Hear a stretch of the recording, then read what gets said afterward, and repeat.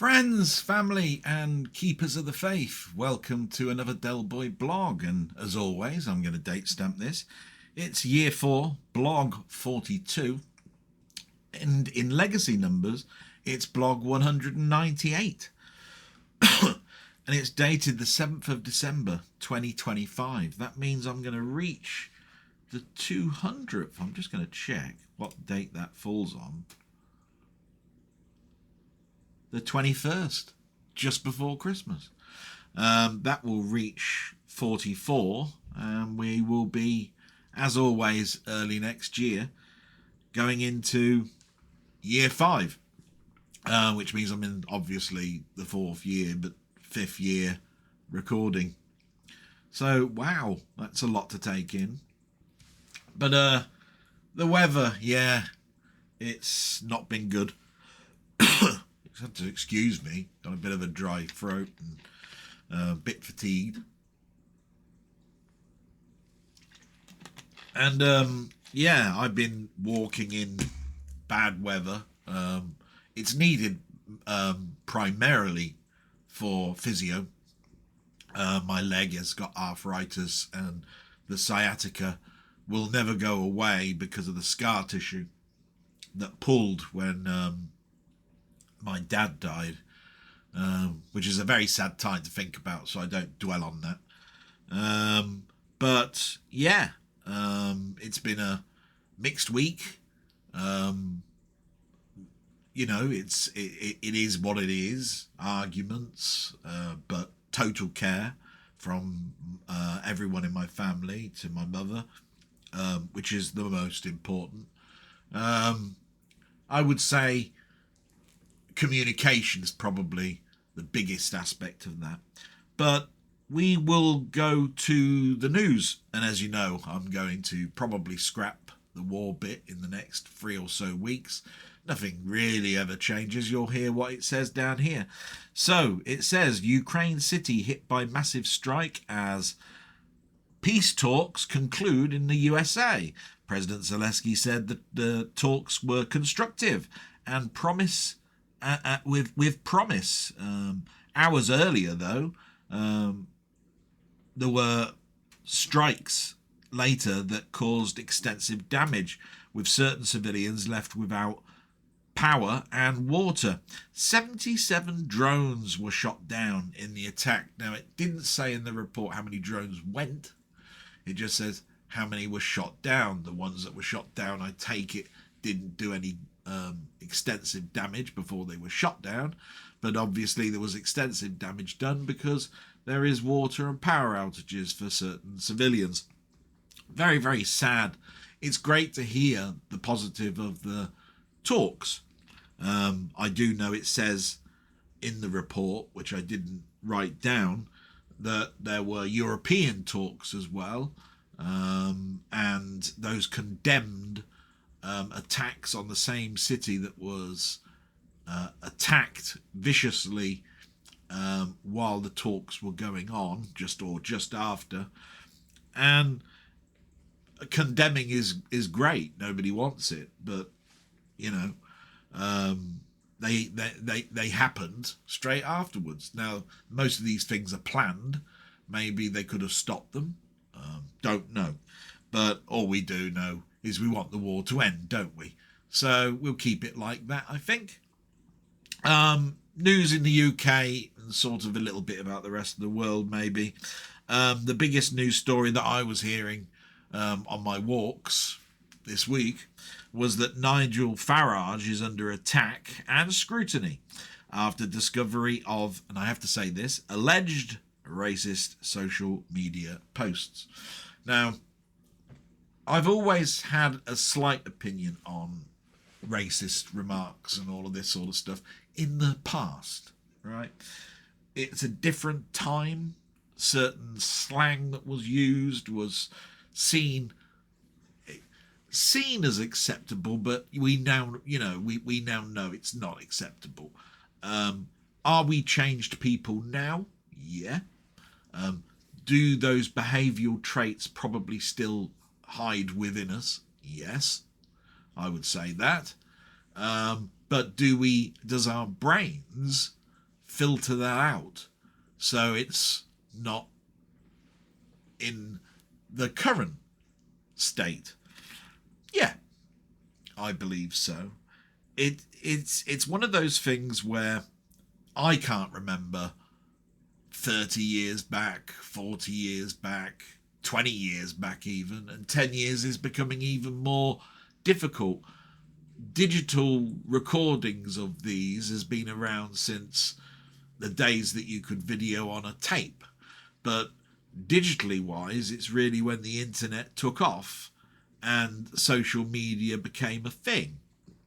Those are the things that you see behavioural traits a decade earlier, even slightly in the texts that are used at the very beginning. And as we move forward into where we are now, I'm more concerned about what people say now, and possibly 5-10 years back. And as you go further and further back, those things were not sort of like brought to your attention too much. Whichever way you look at it, we condemn it now. What I'm getting at is if you are being attacked for something you said 50 years ago, 40 years ago, it's one of those things where I say it's bad, it looks bad. Are those traits being shown now? That's the important thing for me. So it's good that something is scrutinised and looked at, but at the end of the day, I'm more concerned about whether the behavioural traits are being shown now. And with Nigel Farage, I have no idea. So there you are. Don't really have an opinion on that. But I just deliberated in my head right then my feelings on it. And I dare say if I thought deeper and harder about it, I would feel more condemning. Do you see what I mean? Because I don't like those things. But in my past, I can't remember if I was verbally attacked by an ethnic person and I then used an ethnic slang back. Do you see what I mean? This has been going on for years and years and years. When you consider the war, the Second World War, and 2 decades after that, and people even on television would do goose stepping and impressions of Hitler and all of that sort of stuff, which is a condemning thing. But this is where I'm saying we've moved forward. We see less of that. We look at it and scrutinise it in the comedy that are done on reruns, and some of it you could count as still being slightly funny, but I would call it uncomfortable funny. It's I love watching shows like On the Buses, George and Mildred, Man About the House, Faulty Towers, and there are things in there that you just forget and say it's comedy, it's humour. I can see the hurt. So, moving on. The NHS has announced huge rises in Wales of flu cases at hospitals greater than previous years. Yeah, I've been getting text messages about getting a flu jab. I had a little discussion with my sister on that. She said, and I totally sort of like agree with it really, that it is down to personal preference. If you don't have the capacity in the mind to talk on someone's behalf, then really you can't have a judgment on it other than did they do it previously. And that's where I go, yeah, absolutely right. If you previously didn't do it, you have to think very carefully about making a decision on someone else's behalf. In regards to my own personal opinion of it, I don't know too much about the flu jab vaccination. I did the vaccination for issues in regards to COVID because I wanted to protect the fact that I was going into work and having to do specific shopping. I kept using the gels, I kept putting the mask over the top, I had the injections and the booster, and then I stopped. That's how that worked, and it's now only given to very, very extreme circumstances. When it comes to flu vaccines, they've been around for donkey's years, probably more tried and tested. So I do have to think about that. But right now, totally in agreement, on how, mother's health is going to happen. I valued what, family that I've talked to in regards to that is about me. And right now, I am still in two minds. And that's because of, I don't know if you've noticed, if you look very closely, I've got a cold sore. Now, the problem with cold sores is they call it the kissing disease. But to be quite honest, I don't kiss anybody. But if you ever look and see what causes a cold sore, which is an HSV1 virus, which you can get it at childhood. You get it once and it sort of remains dormant, but then goes up the nerve and shows itself. And it does that because of stress and illness, wind, changes to the atmosphere, and fatigue. Obviously other traumas are there, but I have been run down. I am fatigued. I am tired. Stress is there. Not from work, I have to say. I don't believe work stresses me too much. And so you have to look at what is causing those stresses. And I think, thinking very closely about this, that the biggest stress is communication. The things that you think about are being talked about, the things that you think are having a detrimental effect. And those are high at the moment, and the only way round that is to have a talk and get those things out of the way. But I tend to try to avoid those things because they cause arguments, and there was one today, and not today, it was yesterday, and that blows up all sorts of things. The reasons are behind the communication, not what caused it. There's a reactionary thing that goes here in regards to how we do things. That's what causes those. But I tell you what, whichever way you look at things which are antagonistical, both sides, and you have to look at it as being a two-way thing. And I will always say that, and I put my hands up when I do these things, I try to see that in others, but they show it in different ways, and that's where it's difficult to look. I verbally say it, I get it out the way, but that's not the same for everybody, and that's where you totally have to sort of like understand and agree that that's the way it is. But when it comes to communication, it's awful. I will say that. Absolutely awful, and it's got to be worked upon. And right now, at the moment, it's got to be total care.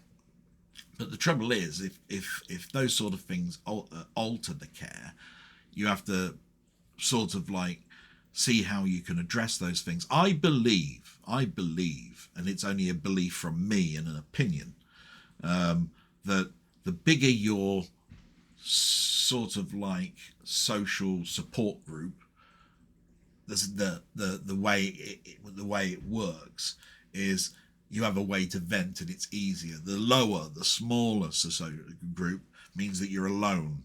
It's hard to talk. And if you look at, I had to look at this actually yesterday, the psychologicalness of loneliness, and people with less physical friends is based totally upon communication is one, and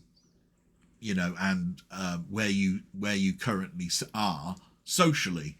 And I can't really leave this house, if you see what I mean, unless the weekends come. And as I've said before, most of the friends that I used to have, they're 15 years in the past.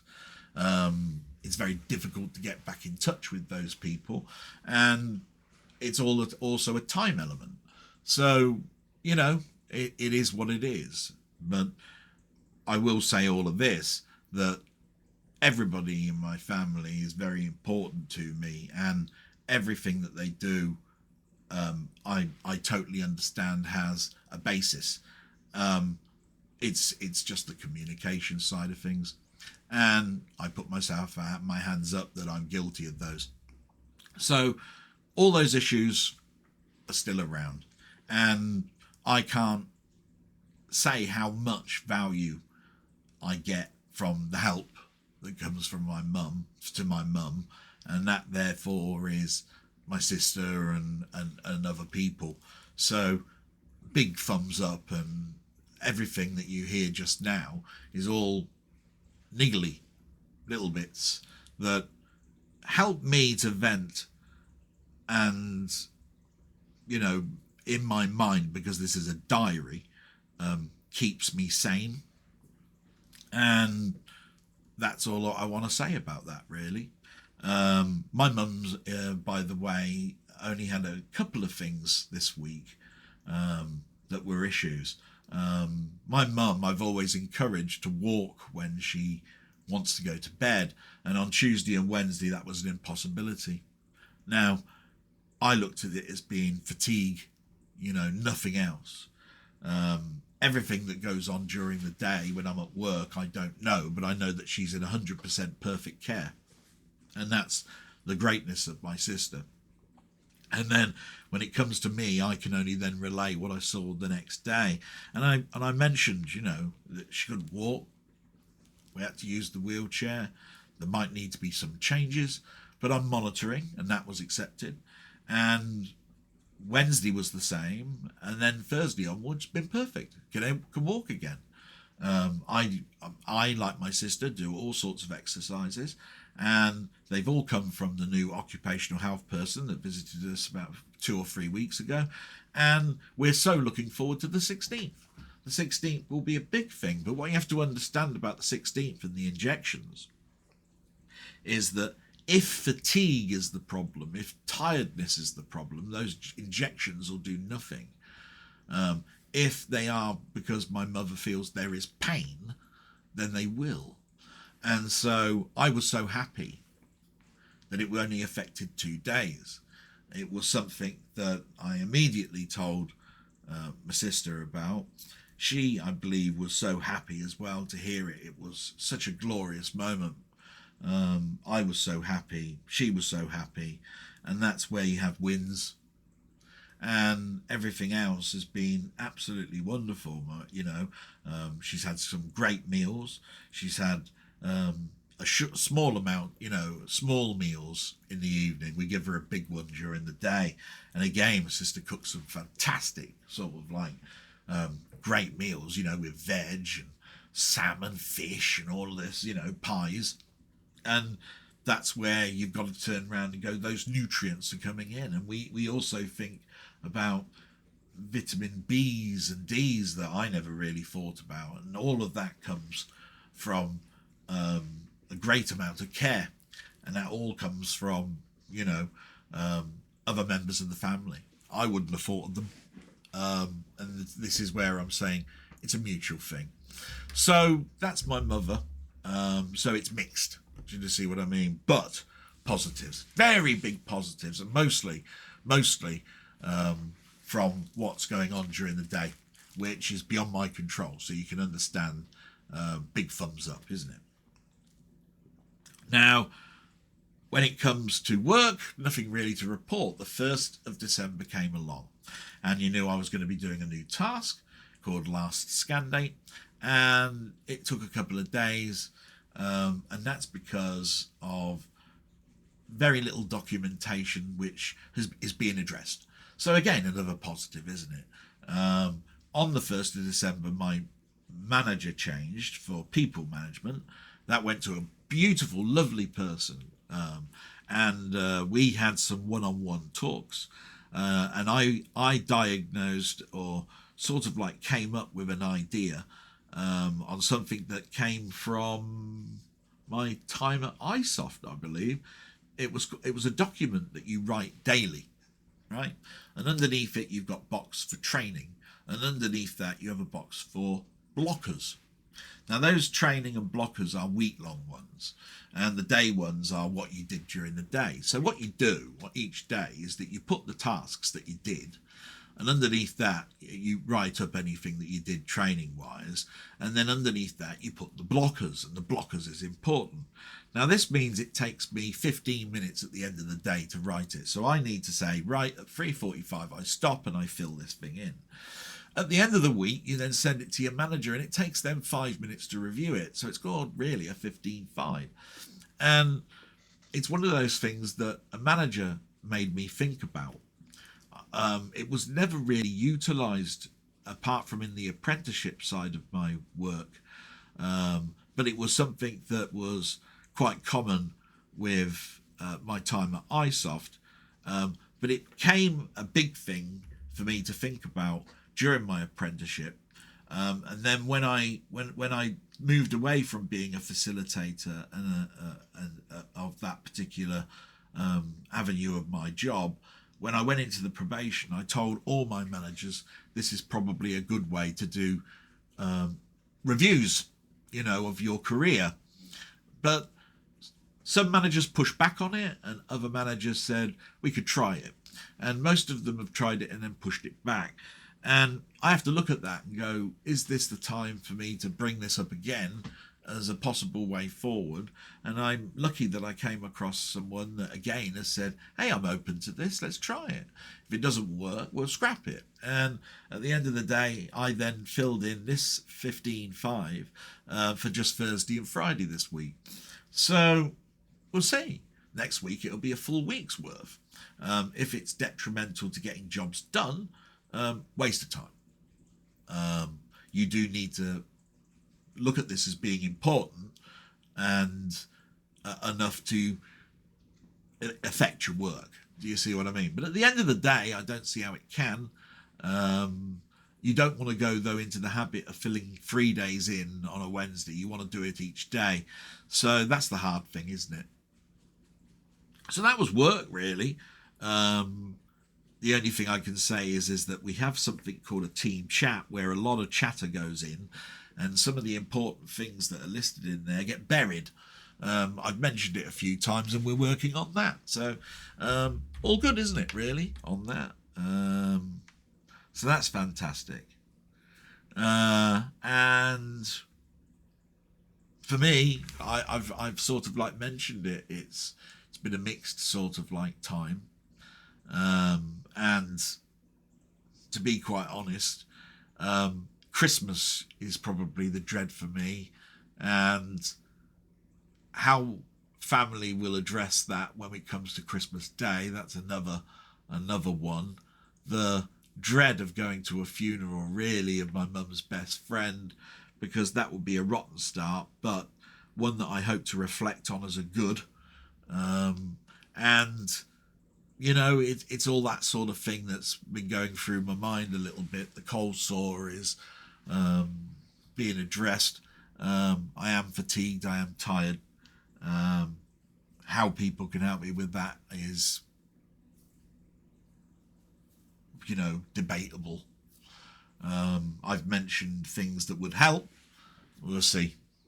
I was doing some of the stuff that was in the UK news, and all of that got addressed really with the first one. I will mention just a couple of other ones that were there. PM Keir Starmer vows to fight on amongst political changes and scrutinization, over the former deputy PM's return to the cabinet. Now that's Angela Rayner, and I don't have an opinion on this, but she resigned, forced by pressure, and then Keir Starmer returned her back to the cabinet months later. Now that's a manager's decision. With the Prime Minister, I should think it requires great thought. I would look at it as what was the pressure and what was the reason before bringing someone back. I never want to see somebody out of work or not in something. But when you're talking about a high position, this person hasn't come back as deputy PM. So I look at it like this: the person's just been brought back into the Labour fold. So I don't really have an opinion. Some good news. Depending on how you look at it, the King and Queen have actually shown their Christmas card this year. Now, this is a thing that happens every year, and it's something that's reported on every year, and I look at it as a tradition thing. Whether you're a monarch pro or not, which I'm not, I see this thing and go, oh, so we've got to that point in the year, we've seen the Christmas card. Sometimes it's the princes, sometimes it's the whole family, sometimes it's just the King and Queen, etc., etc. They obviously have Christmas cards. They send them out to OBEs, MBEs, important people, and they do it by a photograph or whatever. I take it on biodegradable paper. I have no idea, but I hope that's true, and goes out. And so there I look at that as a good news story. There's nothing really bad in there. But the really good news story that I saw was that there's this 11-year-old boy from Wales, right? And he's broken the video game record in the Guinness Book of Records for coding a game and publishing it with recorded evidence. So he's the youngest lad that's coded a game, evidenced that coding, published it. It's out there for you to have. And he's 11 years old. It doesn't matter that they come from Wales or whatever, that it was just in the article that this Welsh boy. And I look at it as a good news thing for Wales, just shows the schooling, shows the innovation. So there's that. And so I get to the end of the news and I get to the end about me. And as always, we do the shout outs. So there's quite a few of them. Some of them have commented, some of them were going to return and didn't. That's because of life. You live with that. So the big shout outs are Steve's Gaming Part 2, Jambon, Ian Hill, The Ramblings, Martroid, LFC Gamer and Vlogs, Colin Jones, aka Ponder, Robert's Retro Gaming, Rocket Bunny, and Frank Holder. Now, the funny thing about comments and all that sort of stuff is they can't just disappear. And I look at that and I put their comment back in if I can find it, but if it's gone, it's gone. Most of the stuff is always there, not all of it. It depends on whether I feel that it's degrading, detrimental, not without thought or reason by talking to me first. I will say that. But whichever way you look at it, I love all sorts of comments. It gives me thoughts, it gives me feelings, it gives me worth. It's the reason why I do this, and it's getting harder and harder to do. Don't get me wrong. My PC is not in the best of health. I don't have money. I've got problems with the fact that I have no idea how long my bed will last. All sorts of stuff that I have sort of like very little control on. You will see at the end of this, and I'll mention it now, just briefly, that there is nothing to show to you this week. The only thing that came this week were SIM cards that are on a new phone plan, which is there because it saves money. The things that haven't arrived this week are probably because of cancellations that I've done to save money. All of that sort of stuff. It has been dropped by 25%, which means I go into next year and I still drip feed stuff to me. And that means it will be shown. It's just that stuff that I thought wasn't essential, cancelled. And it's upsetting that I have to do that, but it's more priority because of things, out of my control. If I don't get a pay rise, if I don't get inflation pay rise, if bills start happening to rise, those are the things that you then have to use your savings on. Don't have any savings. It was all drained at the beginning of the year when more money was required for health reasons. So, you know, it's as simple as that, really. So everybody that looks at this, love you all. Enemy, you know, I don't call them enemies, but people that don't comment, people that do comment, people that just want to know how my life's going on, all brilliant. Love you all. So might as well go into the comments and let's see if there's any positives and negatives in these. I'm hoping for positives. You know, like I say, but the negatives are there, so we'll mention them. So the first one's from my friend Jambon, who people who don't know this blog and don't follow it every week is a person that I talked to on a video channel. We met up because there was an event that was only for me 15 or so miles down the road, and we've only ever missed one of those in the last, I think, 4 years. So we've met up, you know, sometimes, and even outside of that particular event, on a pass through my town, I've met up with them.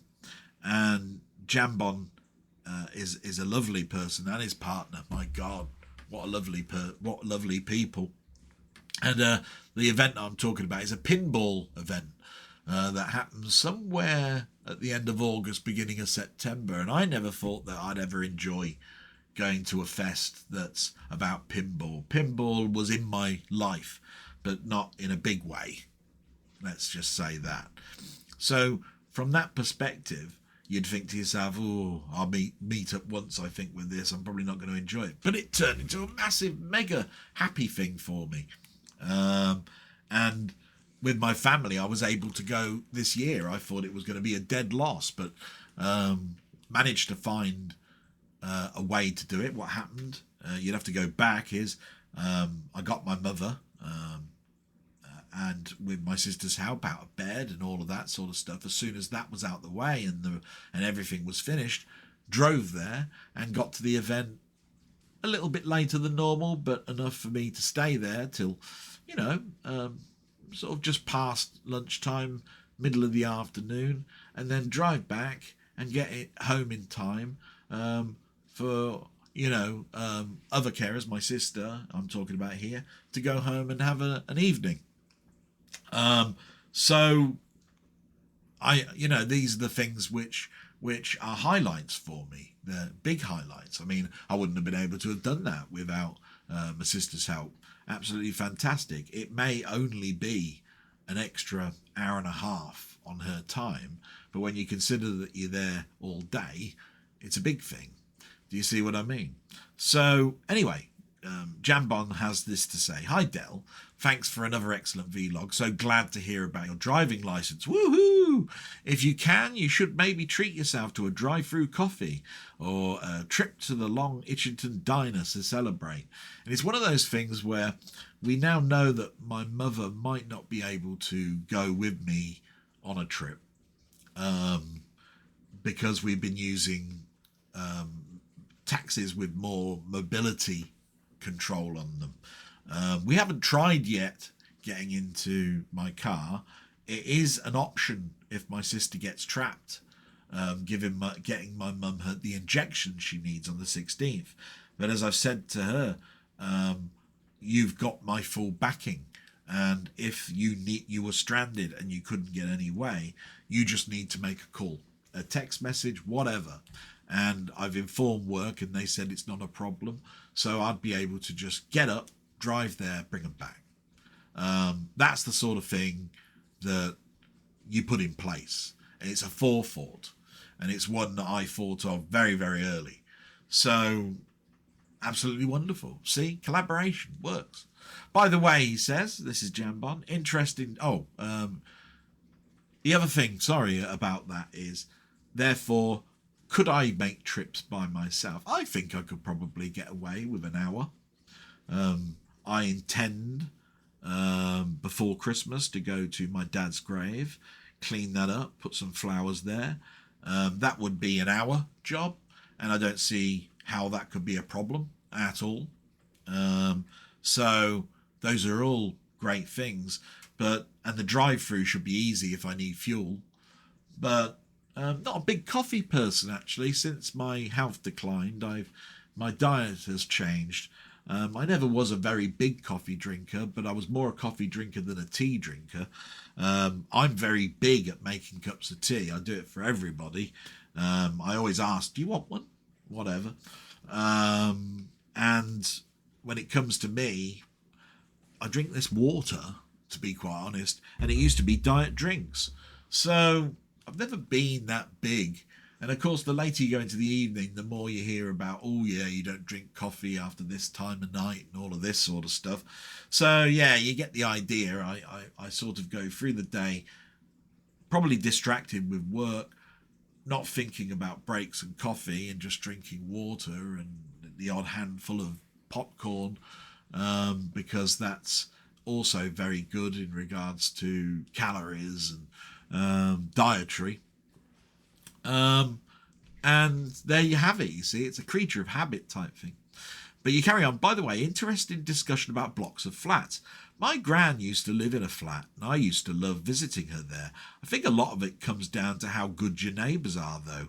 I can't think of a question, sorry, but I did want to tell you that after all these years, I'm finally getting into Commodore 64 games thanks to some carts that I've got for my Evercade. Now, this is a handheld device, the Evercade, but it also comes as an external device. I think he's got the handheld, if I remember rightly. And these are very big on putting games from the past with the ability to hook it up to a TV if you want to. Handhelds are great, especially for people that are more mobile. I don't use as many handheld devices anymore because I'm not mobile anymore. I don't travel to work much, if at all, in the last couple of months. And, that means that I can sit at this PC, but it is getting sick, this PC. So I might have to go back to those for a little bit of a gaming itch. So there you go. So that's the Evercade explained. This week I've been enjoying Cybernoid. Oh, cracking game. Yeah, I played that a lot. And also one called Zamzara. Not sure if you've heard of that. Yes, I have. Let me think. Hang on. Zamzara. Yeah, this is a game, that I discovered through emulation. I have to say that. Yeah, Zamzara. How to explain it? I had an Amiga at this point, and I don't think there was an Amiga version, but I was still getting review magazines, and I saw it in there, and it was from Hewson. Yeah, was it Hewson? You're mentioning a little bit later on a game that made me think it is. So I'll read that out. He put after that, Uridium can get in the sea, though, because it's an exercise in frustration. So let me think. That came out by Hewson. I'm pretty sure Zamzara did. It's a character, a quite big character on the screen, sort of sideways scrolling and shooting at baddies, and then you power it up, and it's one of those multi-screen things, if I remember rightly. My God, my brain, it's just, I wish I could just, can I exchange it back to a younger model version of it from 10 years ago? I don't know whether anybody else thinks of silly, stupid things like that, but that comes to mind. When it comes to Uridium, I loved Uridium, and I do think it's a very important game to talk about in the history of gaming. It was so effective and fluid that I loved it. But when it comes to what you said about frustration, yeah, I wasn't so frustrated that I didn't want to have another go and then another go and another go. But when I look at it now, I really can't get into it, to say, oh, look, there are 16 of these big ships that I've got to destroy. I think they're called dreadnoughts. And if I get to the third one, I go, yay, I've had my 10-minute blast on it, thanks. You know, some people lucky to get off of the first one. It offers some unique traits in that. There's a sort of a win-lose tier thing that's in it. There's a core that you blow up. There is the destruction of the dreadnought moving on to the next one. And there is the flyover at the beginning, which is the normal basic type shoot 'em up bit with a few little caveats of the ship flipping around on its axes and which make it look absolutely stunning, but so frustrating because I'll tell you the biggest problem that I have with it, and that is seeing what something that is on the ground and something that is tall and you can fly into. I flew into so much stuff in that game. You know, it's bad enough you got these baddies that come on in 5 and 6 groups, you know, group of 6 ships or whatever. But then you go and crash into a bloody brick wall because it was high up and you couldn't tell. That's where the memory comes in. It's a memory game. Don't get me wrong. Each time that you plan each dreadnought, you got to remember, oh, I go up here, I don't go down, that will kill me, and this will kill me, so I need to get to the far end as fast as possible and then work back, etc., etc. So it does make you think. But it's one of those things where I go, yeah, can't really say too much other than I find it frustrating as well. But you carry on and say, anyhow, take care, mate, and all the best to your mum, and I will always pass those things on. And thank you for those memories. They came back to me and they cheered me up no end.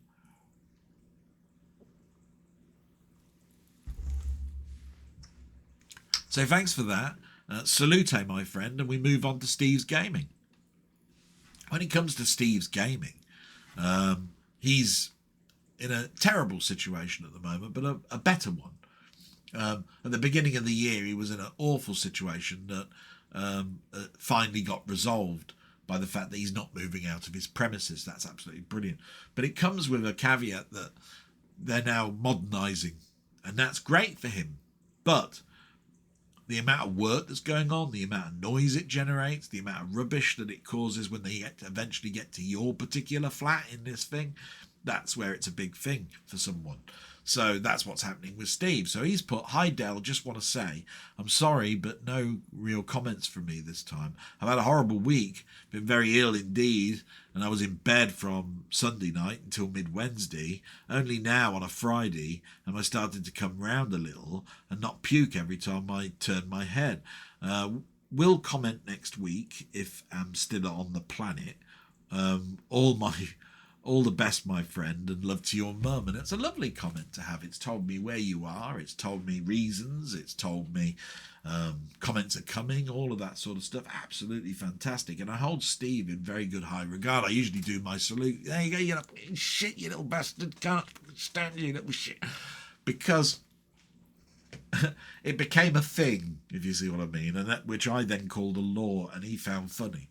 And I've missed it because there's been no comments and there's been no videos to report on, but it means a page is being turned again, and that page looks to the future as being a positive one, and that's where I'm really happy for my friend, and that's where I'll always be there for family and friends and all of that sort of stuff. So that's absolutely fantastic, and salute, my friend. It is a pity we talked about something else. I've got a Discord where I love to interact with people that look at the blog, and it's open to anybody. And for the most part, and there's been very little negative activity in there. It's more a beacon for people to know what's going on, what you've watched, what you've seen, what you want to reminisce about, all of that sort of stuff. And unfortunately, you know, as somebody who's as tech savvy as Steve is, sometimes if there's nothing in there, it's not worth staying in for. It does decrease my channel, it does upset me, it does make me weaker, but it's totally understandable. I'm myself looking at some of my Discord subscriptions too and going, nah, I don't interact in there enough, and so that's how things change. And I'm reviewing that at the moment. I've always stayed there. in some of these Discords, but you have to look at it and go, are you doing that just through loyalty, or are you doing it because you actually interact? That's what you have to put in your head, and Steve had the foresight to do that. I always also look at it from a point of view that if you do leave something, then those people have no way of communicating with you. Discord has a chat thing, but you have to actually be in the chat to actually sort of like get that chat back. So if somebody leaves yours and you leave the one that they are friends of in that other channel, then you break that communication down. So I don't do it lightly. That's what I need to say. And salute, my friend. Absolutely lovely positive comments. And thank you very much for filling us in with where you currently are. I hope it helps your channel as well. Anybody that's a friend of Steve's is a friend of mine. And if they're in here looking at this, they now know why there's less content. So salute, thank you so much. And we move on to one of my biggest supporters, and again as close a friend as Steve has ever been, and that's Ian Hill the Ramblings, which, as you know, he sticks with me, and I don't know why he does it really on a Wednesday, because I have to go away to put my mum in bed, and he holds the fort while I do that. And other people would say, nah, I want a guest that's always there. I don't want somebody who keeps buggering off. And he's such a nice guy, and the amount of information he gives out is just astronomical.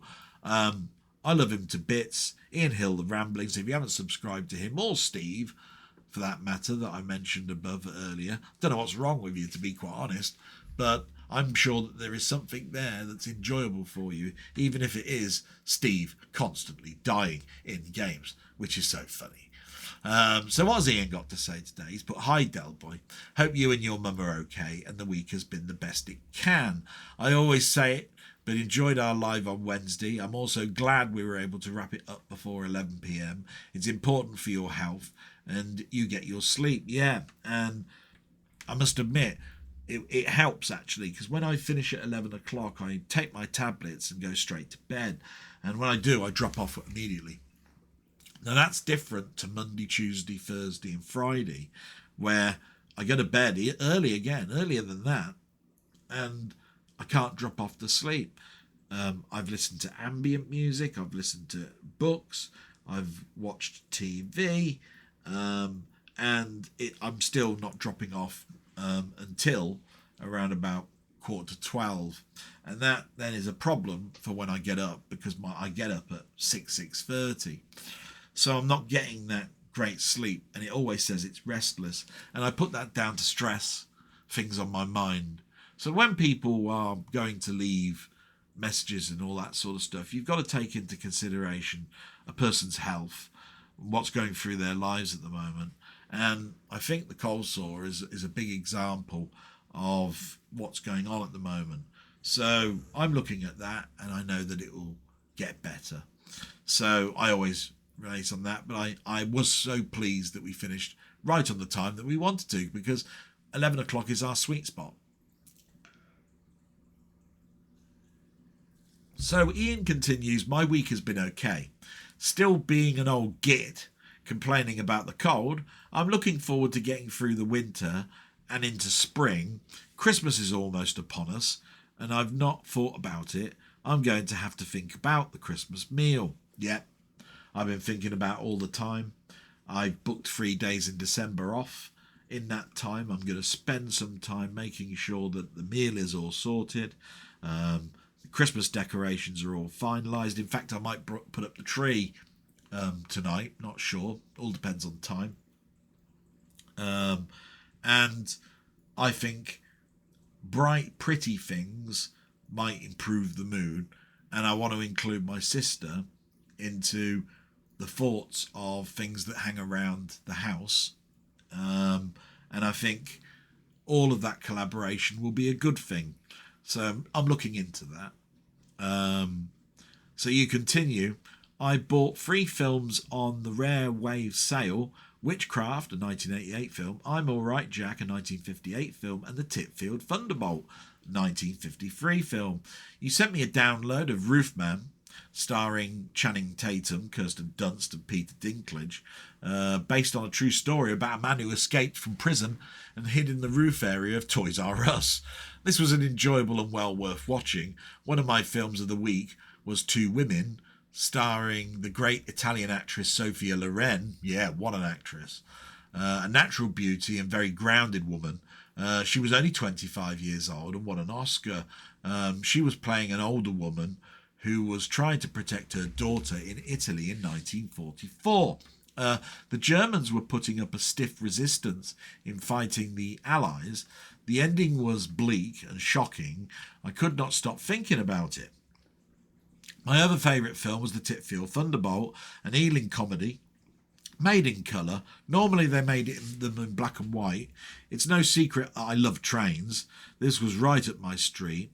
Had a great cast: Stanley Holloway, George Relf, John Gregson and Sidney James. Sidney James, what a legend. I love these period post-war films where the locals join together, in this case operating and running the railway, which was being closed down. The rural setting reminded me of different era that we have lost. I was so excited by this film. I did a review for my channel and I watched that review, and I urge anybody to go and watch it. An Ealing comedy, The Titfield Thunderbolt, trains. What can you say? I mean, it reminds me of The Railway Children and a few other train films that are lovely, quaint and peaceful.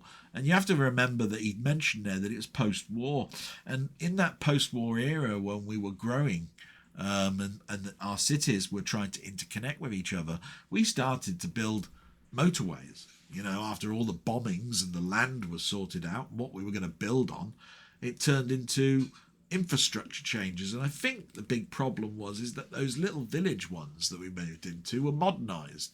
It's a shame. I can understand the reason why it was there, but I'd loved to have visited those old quaint town, village, should I say, railway places. I do know that there are some that are steeped still into that thing, but most were modernised. You know, they've got those same sit-down chairs that you can hardly put your arse on, excuse my French, and like porter cabin roof type things that just hang over you, and the concrete blocks with the same health and safety warnings and the yellow strip and all of that sort of stuff. But you know, I watch things like Heartbeat sometimes with my mum, or Father Brown or whatever, and they obviously filmed them close to these village period things because they show them, and they're not built just as a set. They are actually functional, so it's nice, isn't it, all of that.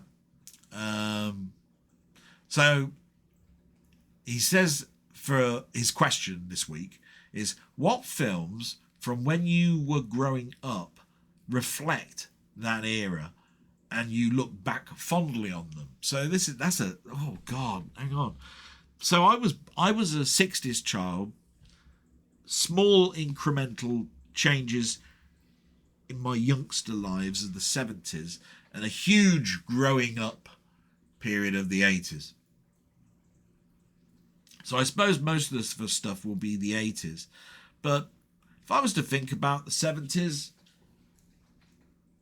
one film comes to mind, and it comes up because of your channel, Ian. And I believe that film's called Scum. Yeah, Scum. I think the reason for that is it showed youth, but it showed youth in Borstalls, and I didn't know too much about Borstalls. So when I watched that much later in my life, I was in my 30s, I think. It did take me back to my 70s and saw a life that I'm glad I missed, skipped, didn't affect me. But knowing that went on, great. I suppose we can't allude to the fact that crime is big. So in the 70s, I'll say my most recent film that I've watched would be Get Carter. And although more gangster related, it does show that in the 70s that was still going on. You had characters that were manipulating things, and they were living in stately homes.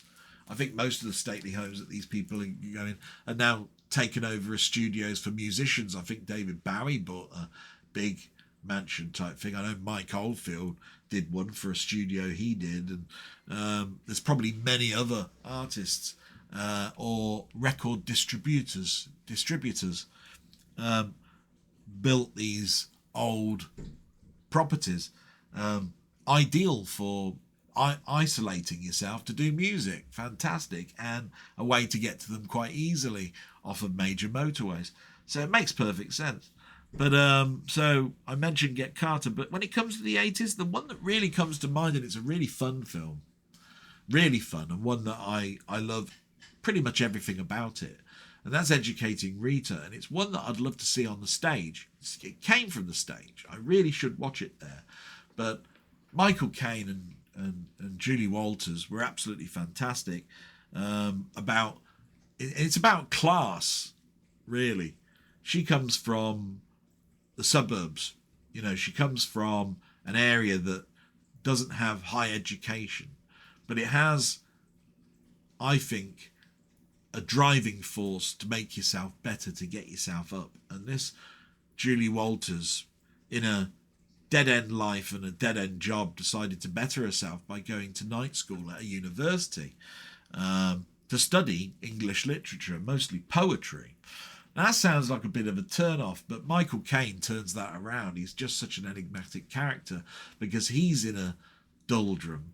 He's in a marriage that obviously isn't working because, unbeknownst to him until later, she's having an affair with what he considers to be his best friend. Seen that sort of triangle before. But for most of the time, Michael Caine is so disillusioned. Julie Walters calls him Frank. He's so disillusioned that he drinks. He's got whiskey and bottles everywhere, you know. He drowns out his sorrows. But this person's come in and it's like a breath of fresh air for him. Almost, I think, falling in love with her. Although that aspect of it is muddled to me, especially when you see the end. There is never anything that happens between them. And you can see he desperately feels for her, but it never turned into anything. And I don't think that the marriage that she was in was ever really addressed too high otherwise. Anything other than the family want to keep things as they are in the suburbs, and that she has high intentions to go up, doesn't. So you can tell I've watched that film a lot, Educating Rita, and absolutely love it. That's based on class. One that comes up on Ian's and in this actual blog as well, from my friends like Denny, is a film called Freds, which was a really a thought-provoking film about nuclear war and how close we were to it for the youth in our 80s. I was still at school and they were talking about the 4-minute warning, what happens if a nuclear explosion occurs, all of that sort of stuff. All dread. And this thing talked about it actually happened. So that's something that happened in my 80s, is nuclear war scares. But that's mentioned quite a lot. A film I watched during that time, but I saw it as not a fond film at all, is This Is England, because it was about skinheads, and I was scared of skinheads. Anybody that sort of like looks intimidating, because I was being bullied not by skinheads but by regular people. If somebody was looking scary, I looked at them as being a potential person to bully me more. So I never really looked fondly at that. But skinheads was a thing in the 80s, more than I think possibly in the 70s. Maybe we might be doing that a disservice, I'm not sure. So This Is England comes to mind. And the only one, I've put this into blocks. I'm trying to think of the name. Oh, what's it called? It was a TV movie, but it was at the cinema. I didn't see it at the cinema, but it was a big hoo-ha about it. What was it called? Oh, Oh, it was on Channel 4. So it was a Channel 4 production. I'm pretty sure of that. It was setting up. Yeah. My Beautiful Laundrette. That's it. About two, adults of male distinction that fell in love with each other. So it had homosexuality in it, but it was all about what was going on in regards to diversity in there. So I don't again look at this film as being fondly, but it was a thing that happened in that decade. I'm trying to think of a film that probably addressed HIV. Can't at the moment. And I don't think that film did. But it was a definite eye-opener and it was a definite big thing. And I watched that. And I haven't watched it since. And I don't really think I want to be quite honest. I know the things that were in there. I didn't see much fun in it. It's the same as me. I don't think I really want to go back to the film Scum, but I would do for different reasons with that one. Friends I've seen just recently, so it's not a biggie, is it, that one? But Educating Rita's the highlight there. I don't know if that helps you, Ian. But he says, all the best, my friends, and have a reet grand time. And I will. Thank you very much, and thanks for all your support. And if you haven't subscribed to him, please go. Just at least have a look and like a video if you find it likeable. So fantastic. Salute, my friend. And we move to Martroid, and he's put, hey Del, here's an interesting one for you. What's your all-time favourite version of Windows?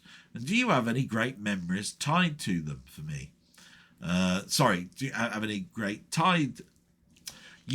great memories tied to them? Let me read that back. Hey Del, here's an interesting one for you. What's your all-time favourite versions of Windows? And do you have any great memories tied to them? For me, Windows 98, XP and 7 will always hold a special place in my mind. Probably just pure nostalgia, but they felt like magic back then. Yeah, my God, that is such an interesting question because it's something that I wanted to address many, many times, but it's not really a blog-worthy thing. But I'm going to talk about it now because it was going to be a video that I was going to do. So most people know my main path of owned computers that I spent any time with, and that was the ZX80, the VIC-20, the Commodore 64, the Commodore Amiga and its subsequent upgrades to PC. And everything around that have an influence, but those were the ones I spent like years on. Like my Commodore 64 years were 6 years, my Amiga years were 6 to 7. My PC years, wow, where you have to start talking about, do you include work with that? And schooling. As I've mentioned before, when I was at school and we had something called a buttery, and it was a middle high school between two secondary schools, had a computer department that I spent quite a bit of time in, and it was it was in the maths area, the maths class, so it wasn't even in the science areas because there was a science block. They called them blocks. Do you remember that? I used to call them science blocks, all of that sort of stuff. So yeah. The buttery was where you got your food. And I dare say I did spend too much of my time there. Hopefully sitting in a corner, both times fearing people look at me eat food because I was conscious, of how big I was. It's just one of those things. Comfort food became a thing. So, yeah, I mean, most of that stuff is down to me, isn't it? But I felt no comfort or area for me to get any respite from that. So, let me think. I have seen and used Windows 3, 3.1 and 3.11. But I saw those later. They weren't really at work. We were using servers at the bank, we were using what they call kicks systems. It's where it was more DOS based. The greatest graphic you saw was a line that made up a board around something. It had next to nothing. They were dumb terminals going up to a server, and I used to go up there and speak to the IT people, and they showed me into the server room and showed me the big data sort of like center and central hub of where things were going at. It's all water cooled. It used to be air cooled. It was it was water cooled. It turned to air cooling as they upgraded, but the upgrades were incredibly slow. I spent 16 years there, and I don't remember too many times that room or computer center or data center ever changed much, but it must have done because we moved through the operating systems. As I moved up into the computer room, I was given laptops to work on, which connected to the mainframes, but didn't really do too much. In other words, I was channeling data into it and not really doing much with it, and it was all text-based.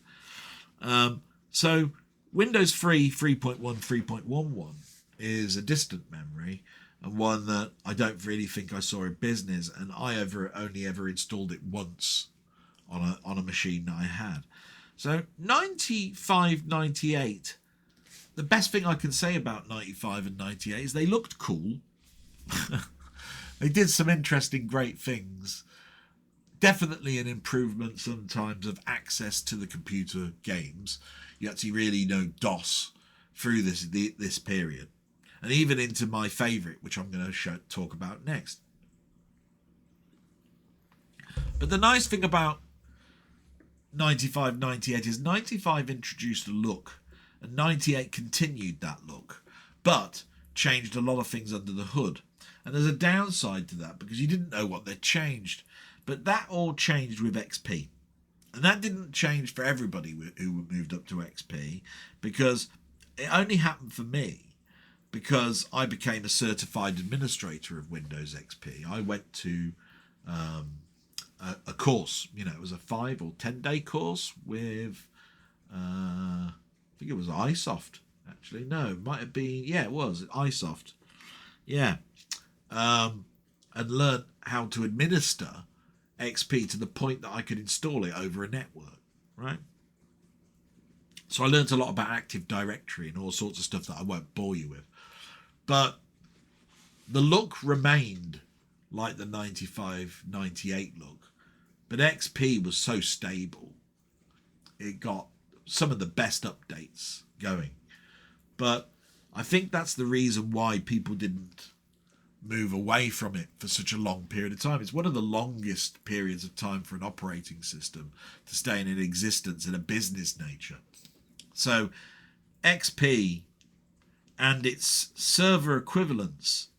So what I'm talking about here is that when I became an administrator of Windows XP, I was also on courses to do with server integration, and this time we're talking about the operating system called NT, and it went from a version 3 to a version 5. 5, I think, was where Windows XP is. I have to think back with that, but I'm going forward a little bit here. But the next operating system above XP, ME, and Windows 2000 was the networking one. Didn't last very long, and for obvious reasons. That was an atrocious time for me. I actually bought that operating system along with my buying of XP, as I bought other subsequent versions fully. But Windows 3 and 3.1 I got through discs and being chucked in the bin and all that sort of stuff. But Windows ME was atrocious. It didn't have the drivers it needed to become stable, so it was very buggy. And it was very clunky, and the interface was changed. It was the first sort of like move away into like a Millennium type environment, and we had the Millennium bug as well. So it just was a really bad time, I think, for Microsoft, and a very bad time for me, because I was I was living in Manchester at that time between 1998 and 2005, and there were many people that would come up to me and ask me to build machines, and I was still putting XP on a lot of machines. I said, don't go to ME, don't. But it didn't get much brighter, to be quite honest, after that, because then we get to the age of Vista and 7. Now, Vista was a major change, and it was better than ME. But my God, what type of PC do you need to build this bloody Windows operating system? It had what they call an aero interface. Yeah, the aero interface. The interface that basically tiled whole screens sort of together and you could go between them. And it had lots of slidey type action on there.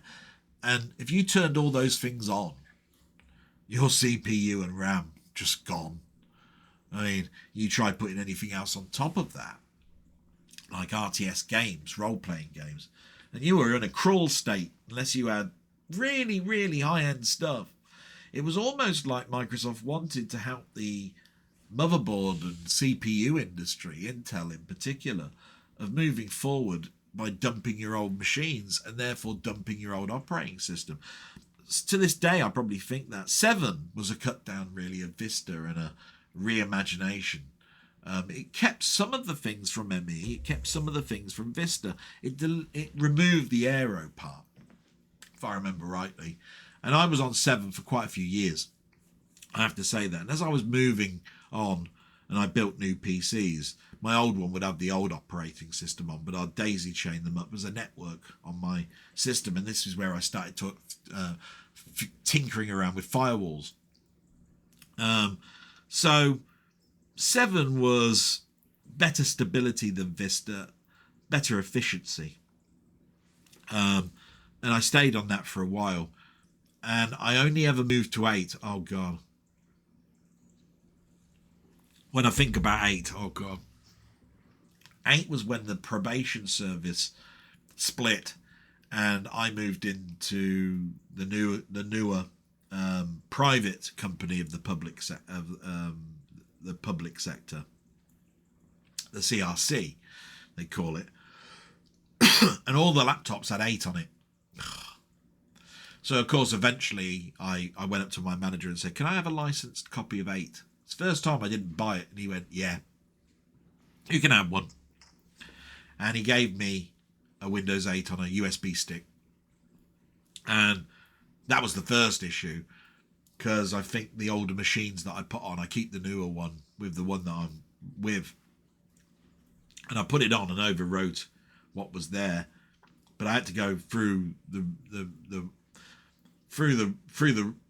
hedges and things to get this thing working, because the motherboard didn't have USB sort of installation of Windows built into the BIOS. So I had to do the installation actually on a newer machine and port it across. And it's atrocious. It was Windows's version of, let's have an all-in-one operating system that goes into our new phone industry and tablet industry, because they wanted phones to have this operating system on instead of Android, instead of Apple's own proprietary. So it was just atrocious. I believe the police integrated Windows 8 more than we did. We had it on our laptops. Thank God it integrated with the servers at the time. But yeah, we are now on the current operating system. I'm on 11 on my laptop. It's still got a major across the board Windows 10 base, but every month we get 2,000 odd laptops upgraded to 11 each month, and 11 now becomes the proprietary, and each time we do that it becomes more efficient. Whichever way you look at it, that's where we are. And I don't particularly like 11. When this machine goes, it will have it. It's a free upgrade. That will change. I've got a year's worth of updates to do on this PC but I'll be moving up to that, I think, in January, February. It's all down to the savings I'm making. And I'm not doing particularly well in that area, but I have made a start in a Black Friday sale. I bought a few little bits and bobs that didn't cost the absolute earth, and those will be built modular. So, you know, the next month I'll buy this, the next month I'll buy this, the next month I'll buy this, with whatever savings I've got at the end. And to be quite honest, there ain't much. But the most important thing is the savings that I need to put into like an ISA or something for mortgages. It's only around the corner for me. So that's the most important. But I can't live without the fact that I need a bed and sleep on a new modern mattress instead of the one that's over 20 years old that I'm sleeping on at the moment. But again, look at the prices of mattresses and all that sort of stuff, and the money that's come out. So I don't really want to talk about that. So what an interesting question. I hope that gave you a more detailed answer, Maltroid. Now, I'm just going to make a pause because I'm just going to go and have a bit of a break and just ask questions on how my mum is. So I'll be back in a moment. And everything's fine. And my mum's asleep. So not going to disturb that. You know, no point getting cups of tea. Did ask her if anybody wanted one. No. So that's fine. So we move on now, getting towards the end of these comments. Get to LFC Gamer and Vlogs. Absolutely wonderful. I mentioned last week he did a top 20 ZX Spectrum stuff. So he mentions, my good man Dell. Hope you and your mum are feeling chipper this week, even though it can be difficult when the weather is dank and a bit nippy. Yeah, that's, I think, has an effect on things an awful lot. I think especially for somebody like my sister that's got to walk. I mean, you got to factor all of that in for her. I mean, that must be bloody awful. I live in, don't I? So you have to look at that. As usual, a great blog and one of the highlights of my week. I was similar to you health-wise, had a 24-hour bug, some symptoms, however, I felt extremely lightheaded with it. Now I'm back to my normal self. Life as if it never happened. I wish I could say the same, but yeah, those things when you have a 24-hour virus, like I think I did, my nose was dripping last week just for one night and half a day. Obviously makes your immune system go low, and another reason why the cold sore's there. But questions, it says, have you thought of film names and turning them into something a bit more crude? I might get done for this. Just for laughs, the most common on it is shaving Ryan's privates yeah, instead of saving Private Ryan.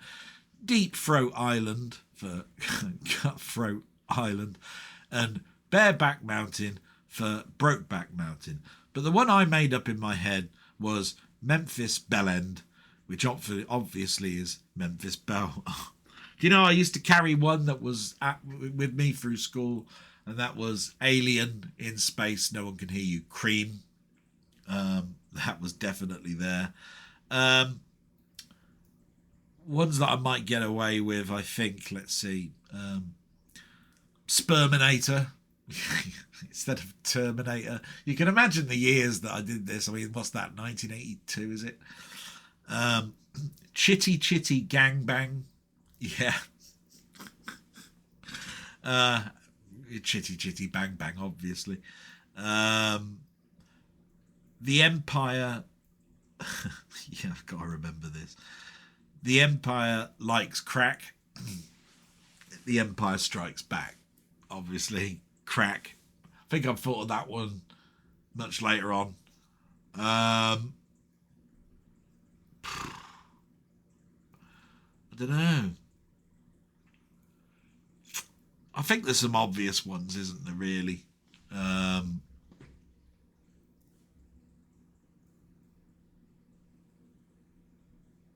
No, I can't think really of any more. That's why I was going a bit quiet, looking down. I can't think of any. Sometimes I look up and go, because you notice your eyes go left or right when you're looking at for memory and imagination. I think there's a lot more like Womb Raider and all that sort of stuff, but I think they've been mentioned an awful lot before, so there's not really anything there, is there? So you got a couple there, I think. Chitty Chitty Gang Bang is probably a funny one. Let's see what else you put.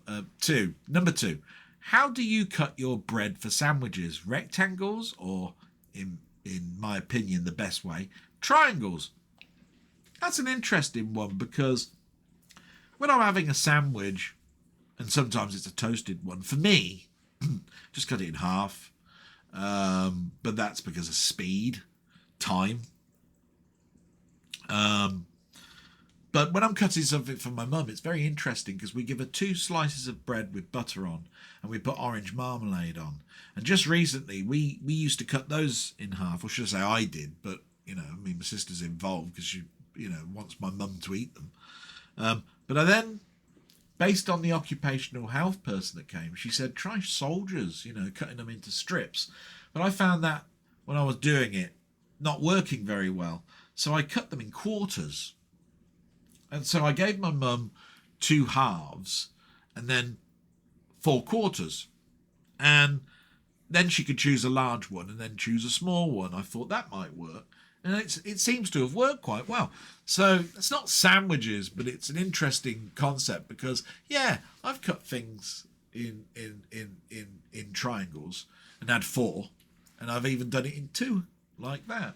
And when I was at school, in the very early days, my mum would give me a packed lunch, but we had a canteen, so it sort of like drifted away. But it did go from halves to triangles, and it was different each time. Sometimes it would be based on the filling. But there you go. I was never big on fillings. It was always cheese and salad cream, or Marmite, or salmon paste, or whatever. I was never that adventurous to have things like beef with mustard and all of that sort of stuff. When my mum was working in a sandwich shop, I used to go in on occasion and have a French stick filled with sausages and sauce. And that was lovely. And they used to do breakfast balms and all sorts of stuff in this sandwich shop. My mum was the one that was cooking the stuff, making the quiches, all of that sort of stuff, and taking them out to where they were making the sandwiches individually. You could choose what you want. Bits of ham, bits of cheese, bits of, all sorts of different fillings, mayonnaise and all that. Potato salad, all that. But she'd be out the back frying the eggs, cooking the sausages, doing the bacon, all of that sort of stuff. So it must have been a busy time for her, and wonder where she stood up for lengths of time. My God. So anyway, interesting, and a reminder of what my mum used to do. She was a hairdresser by trade.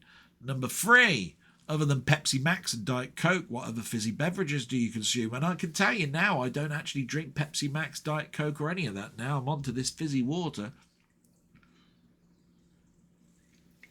Sometimes, I have to go back here. Ugh. I put a little bit of flavouring in it, like these little Robinson's mini things, and squirt that into the bottle. I'll do that now. I fancy actually a bit of a fizzy drink with some flavouring in it now. Put the top on. Mix that a bit. Like that. Because it won't fizz up all the way to the top. There you are. It's got a little bit. Oh yeah, summer fruits. Quite like summer fruits. Bit sweet. Anyway, so I'm drinking mostly carbonated water. But in the past, it would have been, Pepsi Max, Diet Pepsi. Never the Cokes, always Diet. I've even had in the background Diet Iron Brew, which is disgusting. Some of these people came out with Diet Grape stuff. That was quite nice. But I didn't drink too much of that, because this was at a time where I was going to Iceland with my mum, later on without my mum. This is where the paying for it comes from, because we used to do like bi-weekly shops or monthly shops and fill up with the freezer. which went out the window when my mum got ill and we give her fresh stuff. But they used to have trays of drinks, and I used to buy free trays generally. And I'd go through half a tray to 3/4 of a tray in each week. And therefore I'd have to then stock up. And then it became a bit overwieldy, and I was drinking 6-7 cans a day. It's not great. You can understand why your health goes down a little bit, because although they're not diet in the way that you think, they got saccharin and stuff, they're not good. So I'm glad I've moved on to carbonated water, and again, that's something that was a suggestion from my sister, so another good thing. Trying to think, there was one that was like a summer fruits type one, but I can't think of the name of what it was. There's one called Rubicon. I remember I bought that. That was more peach and mango and all that sort of stuff in it. But generally, you know, I did buy sometimes limeade ones and lemonade. Lemonade was hard to find in cans, believe it or not. And it's always in big bottles. Don't like big bottles. We're talking cans here. So it was mostly the Diet Coke, Diet Pepsi, Pepsi Max, that sort of, those three for the Cokes. And then I'd have something for flavour that I'd move to, and it would be not a similar type of product to Lilt or something, which would be a fruit flavour. So hope that answers that question. Number 4, what's your opinion on Friends? Do you think it's one of the greatest American sitcoms of all time, or do you feel it's overrated and not as funny as people make it out to be? Growing up, I watched Friends religiously and loved it. Had all 10 seasons on DVD at one point, but now it just doesn't give me that same amount of pleasure like it once did. Perhaps I had on too much, whereas I could never get bored of Cheers, Frasier and Seinfeld, to name a few, and I think you've knocked it on the head there. My opinion of Friends, I found it funny. Like I found The Big Bang Theory funny, and I watched it loads and loads of times, The Big Bang Theory in particular. When it goes back to Friends, I know it was a big thing, I think, for my sister. I remember lending her a couple of my box sets of that. I eventually bought the DVD all 10 set, but I don't think I moved it up to Blu-ray, and the reason for that was it became something that for most of the whole of the season, apart from some standout episodes, it became a nothing thing. I was watching nothing, learning nothing, not seeing any situations that you could take into sort of behavioural personal life too much. It was always the triangles between themselves and other things that integrated with that, like monkeys and stuff, that I just go, what the hell? I'm never going to have a monkey or any of that sort of stuff. But my main stay port was British comedies, and of course Frasier, Cheers, all of that stayed with me. Seinfeld for a bit. I never really fell in love with this Everybody Hates Raymond or whatever it is, or Queen of New York, King of New York, and all of that sort of stuff. They were on telly, watchable to an extent. Never ever did I consider I want to buy them. So my main stay port was Frasier, Cheers, recordings of Taxi in particular. And that boded well for me, because Cheers has got 11 seasons, Frasier's got 11 seasons, and now a couple more if you consider the reboot. Even if you don't like it as much, it's still got something there. And of course the integration between Cheers and Frasier is there. But you know, Frasier's my main American all-time comedy favourite, and it's darn close with Taxi. Taxi was forever my main American comedy. I always remember the end. Night, Mr. Walters, and he'd go, and all this sort of stuff. In my youth, I watched Rhoda and the Mary Tyler Moore Show. Rhoda I loved. Mary Tyler Moore less so. Ed Asner moved into a lot of those things. That was probably the reason. But Rhoda was because of Charlton the doorman. Couldn't wait for Rhoda to press the buzzer and talk to Charlton the doorman. But I hope that answers that question. Hope I gave enough time to you, LFC, on that answer. Thank you so much, and salute, my friend, and can't wait for your next blog. And thank you so much for those 20 ZX Spectrums. And by the way, please go over and have a little look and maybe subscribe. Does a great blog. Absolutely marvellous. Loves his football.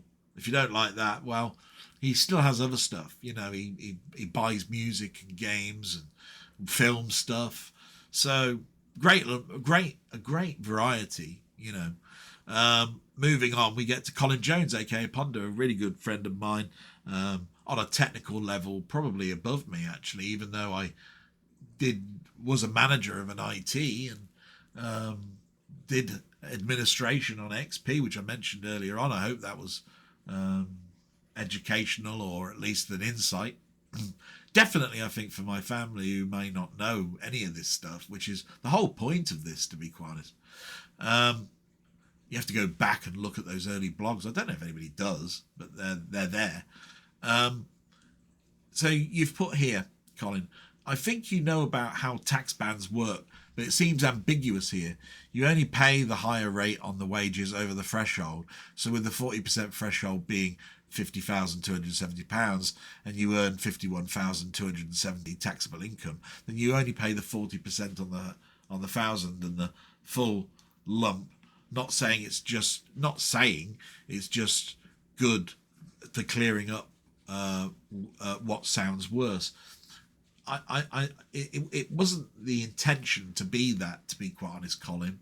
It was really, without looking at a website that told you physical figures, the how it worked type thing of going over the top with income tax, because you go over a threshold because of a good work that you do and then taken away. Whichever way you look at it, in that, whether you pay over just because of the, a different rate over a particular threshold compared to the earlier threshold, you're having it taken away, aren't you?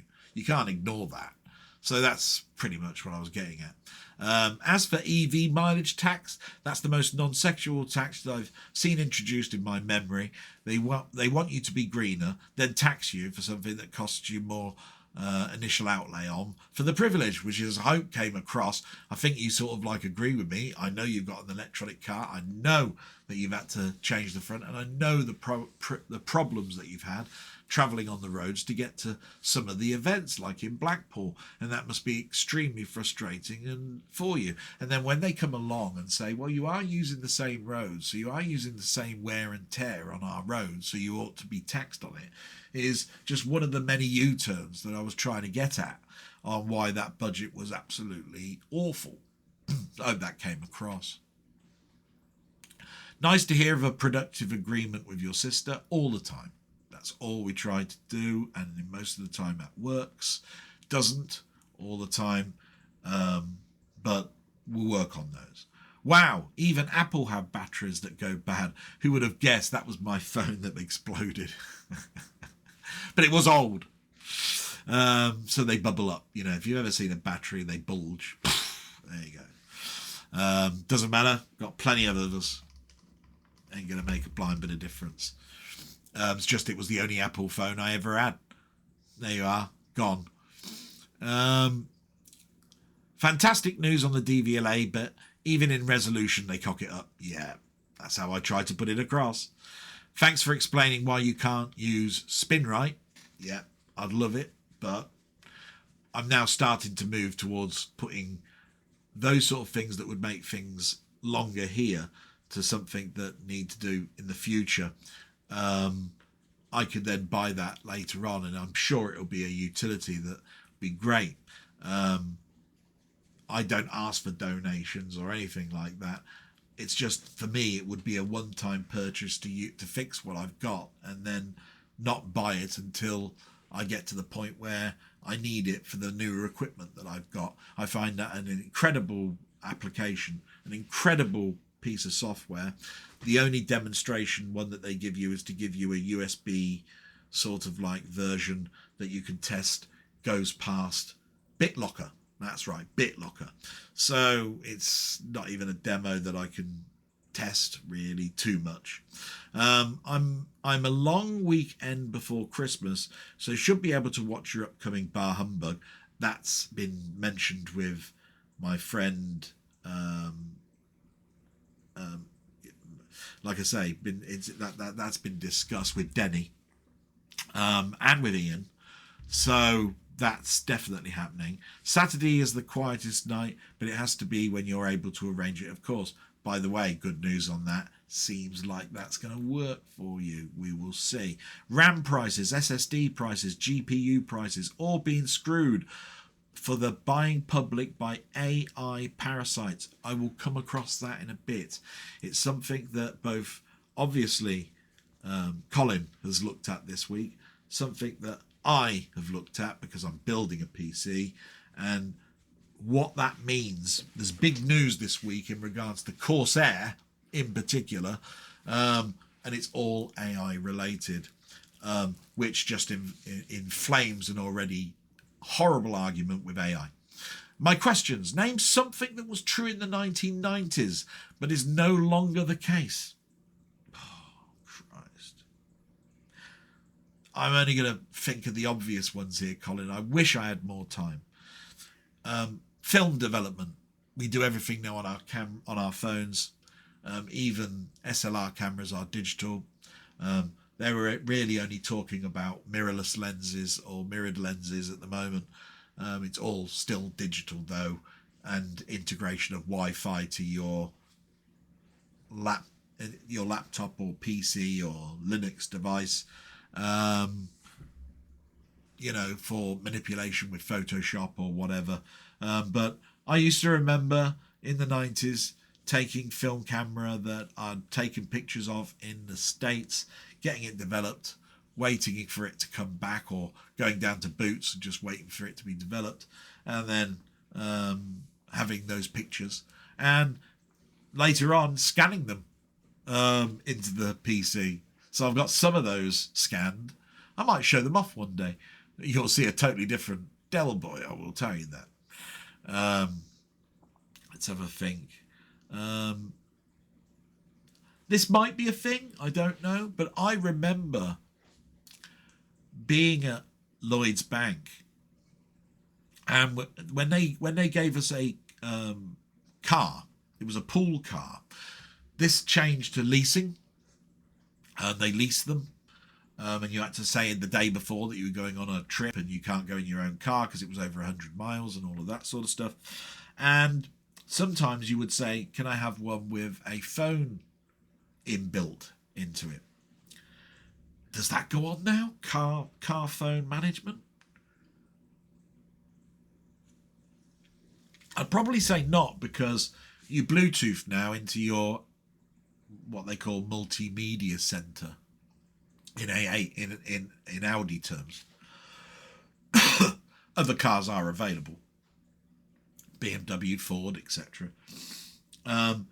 But yeah, and you used to pick it up out of, where the handbrake was, and talk, and we have hands. Then it turned into hands free, and all of that sort of stuff. Don't think that goes on too much. I had for a small period of time a pager.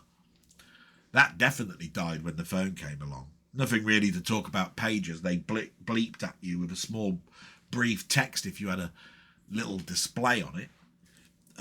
But what I did have, and it's where most of my diary stuff is, it's either in written form, or we had what they call electronic diaries. They were like tablets of a sort. They flipped open with a keyboard. You typed. I used them a lot. My high score table stuff, my arcade stuff is in there. That's because I carried it around, because it was like carrying a pen case. And those still power up. And I regularly check, because I don't want them to be degraded. But I have dumped them actually now to files. But they don't read very well on on our current version of Word and Open Office and all of that sort of stuff. But they're there, and most of it extracts as CSV actually, or RTS, rich text. So yeah, it works. So I've still got my memories there. I don't know if this ended in the 70s, but I remember going to school the first day in 1980 to secondary school, and I had a calculator watch on. Remember them watches, digital watches with a calculator underneath it? That turned into a proper calculator rating on. And actually that first proper calculator had music ability, and it had a tile type set instead of rubber buttons. And it was so thin and gold. It was gold as well. And then you could play music back. But it also did formulas and all that sort of stuff. But I could never really afford the top-end scientific calculators. They were well out of my budget. I could only have things that did sine and stuff like that, cosine. Didn't really have much trigonometry stuff on there, if I remember rightly. It was all to do with how memory was working, really. I had 2 memory buttons, and that was so that you could combine equations. I never used that higher functionality. I was never good at maths, and that's why I bought it, I think, to help. But it was understanding how you put it in was a feat in itself. You know, anybody that does even like long division sometimes on a calculator is pretty tricky. If you know you're not that minded, but doing you know, anything to do with cosines and tangents and stuff, wow. Now, area I could just about do. That's all I could say about it. And then later on I worked, am I ever going to use this? Am I going to be a carpet fitter? Am I going to go into the building trade? But I saw the benefits of higher maths learning. I just wish I was better at it. I am privileged to have gone to a primary school where a teacher would spend the time teaching you anything after class that you didn't understand, because they'd always write down a load of long division or long multiplication on the board and go through the steps of how you worked it out. You know, the remainder button, and you go down and you total it all up at the end, and that's a 10 unit and all of that sort of stuff. So, you know, sorry, singular unit.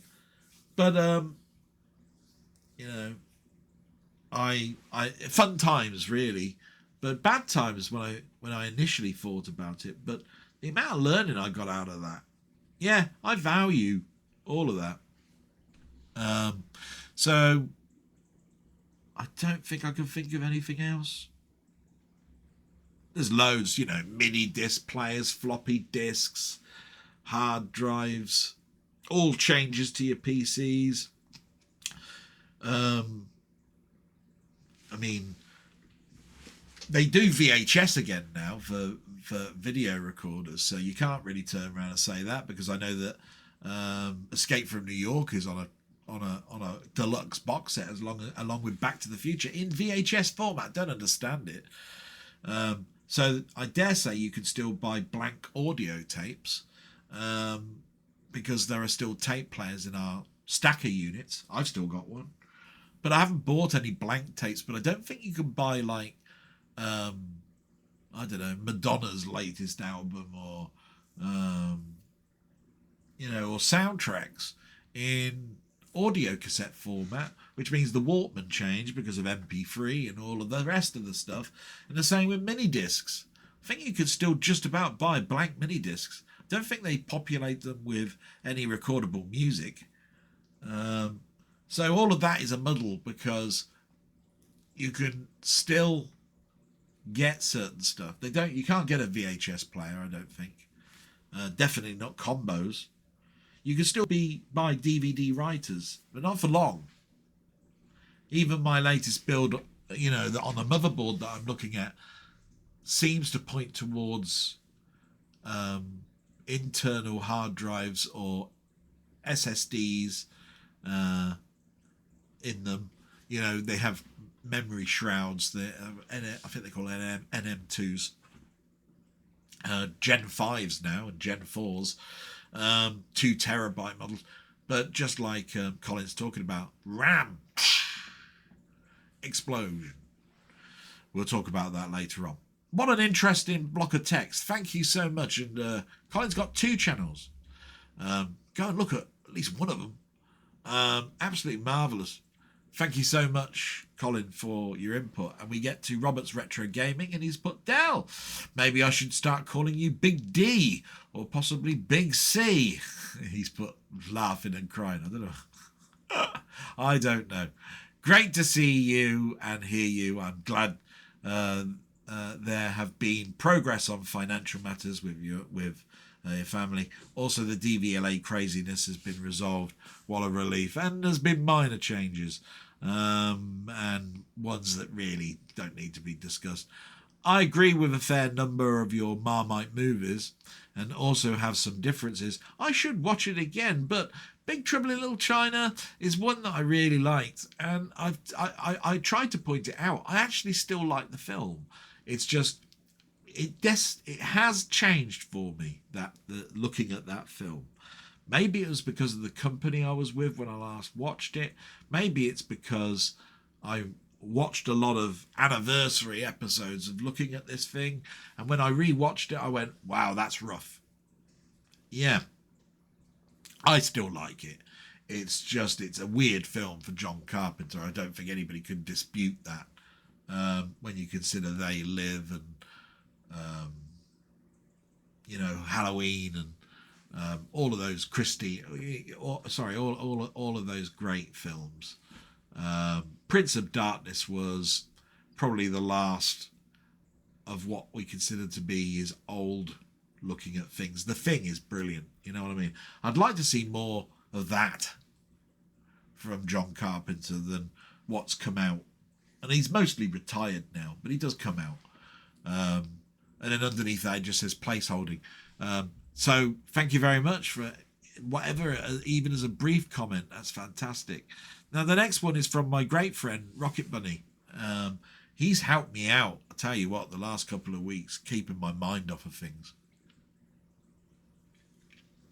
Where we can, we play Planet Crafter, an old game that I did a small section of stuff in my lives with, but Steve's Gaming did a huge amount of that game in half-hour segments and got up to somewhere in the 70s, possibly 80s actually. No, I think it was the high-end 70s. And that's a lot of hours. And unfortunately, I'm not sure he's still got them anymore, because he had to go to a second channel for himself because a lot of his content got deleted with a technical hitch that is not great to happen for you. I'd hate it to see all my blogs go. I've actually started moving them across to an area that can be preserved. But yeah, it's an awful thing to happen to you.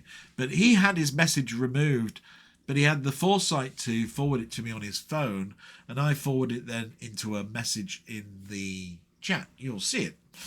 And when you see that text come on, you'll see the timestamp that it put it on, so you can see where we are with time on this. And it says, "Hi Del, hope your week went well. I've had another busy one, but ending more positively with my mum finally home from hospital after having heart failure a couple of weeks ago. After only 6 days out of hospital again, previously for a fall.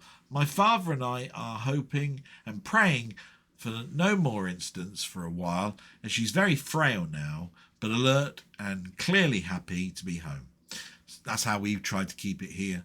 So my comment for your previous blog seemed to have disappeared. I only realised this when I didn't get a mention. I left a placeholder which you acknowledged. So this week's will be a mixture of comments from last week and this week's blog. Hence apologies, it's a bit longer than usual. Edit, I see this week's placeholder has also been deleted. I don't know what to say about that. You're in the safe area, by the way. In fact, actually, I think you're a moderator. It caught my attention when you mentioned that the Doctor Who story Stones of Blood was filmed near you. Have you visited the site? I thought I made it clear that's where I did go to the site. It was in my youth. It was with somebody else, sort of like a bike ride type thing. It's the Rollright Stones. It's not far from here. And Tom Baker was on set, and those stones were there, and a lot of them were added, made out of like polystyrene from what I could see, or paper mache of a sort. And it was a very interesting time, and my friend got a chat and a signature from Tom. I didn't. He also carried away, very naughty of him, a piece of the stone that was on the floor. So very, very nice time. Stones of Blood was filmed near you. Have you ever visited the site? Earlier this year, I was with my dad filming a steam event on a railway near Tunbridge Wells. We were stood right in front of Harrison's Rocks, which was used in the filming of Castrovalva. Wow, Peter Davison's first story.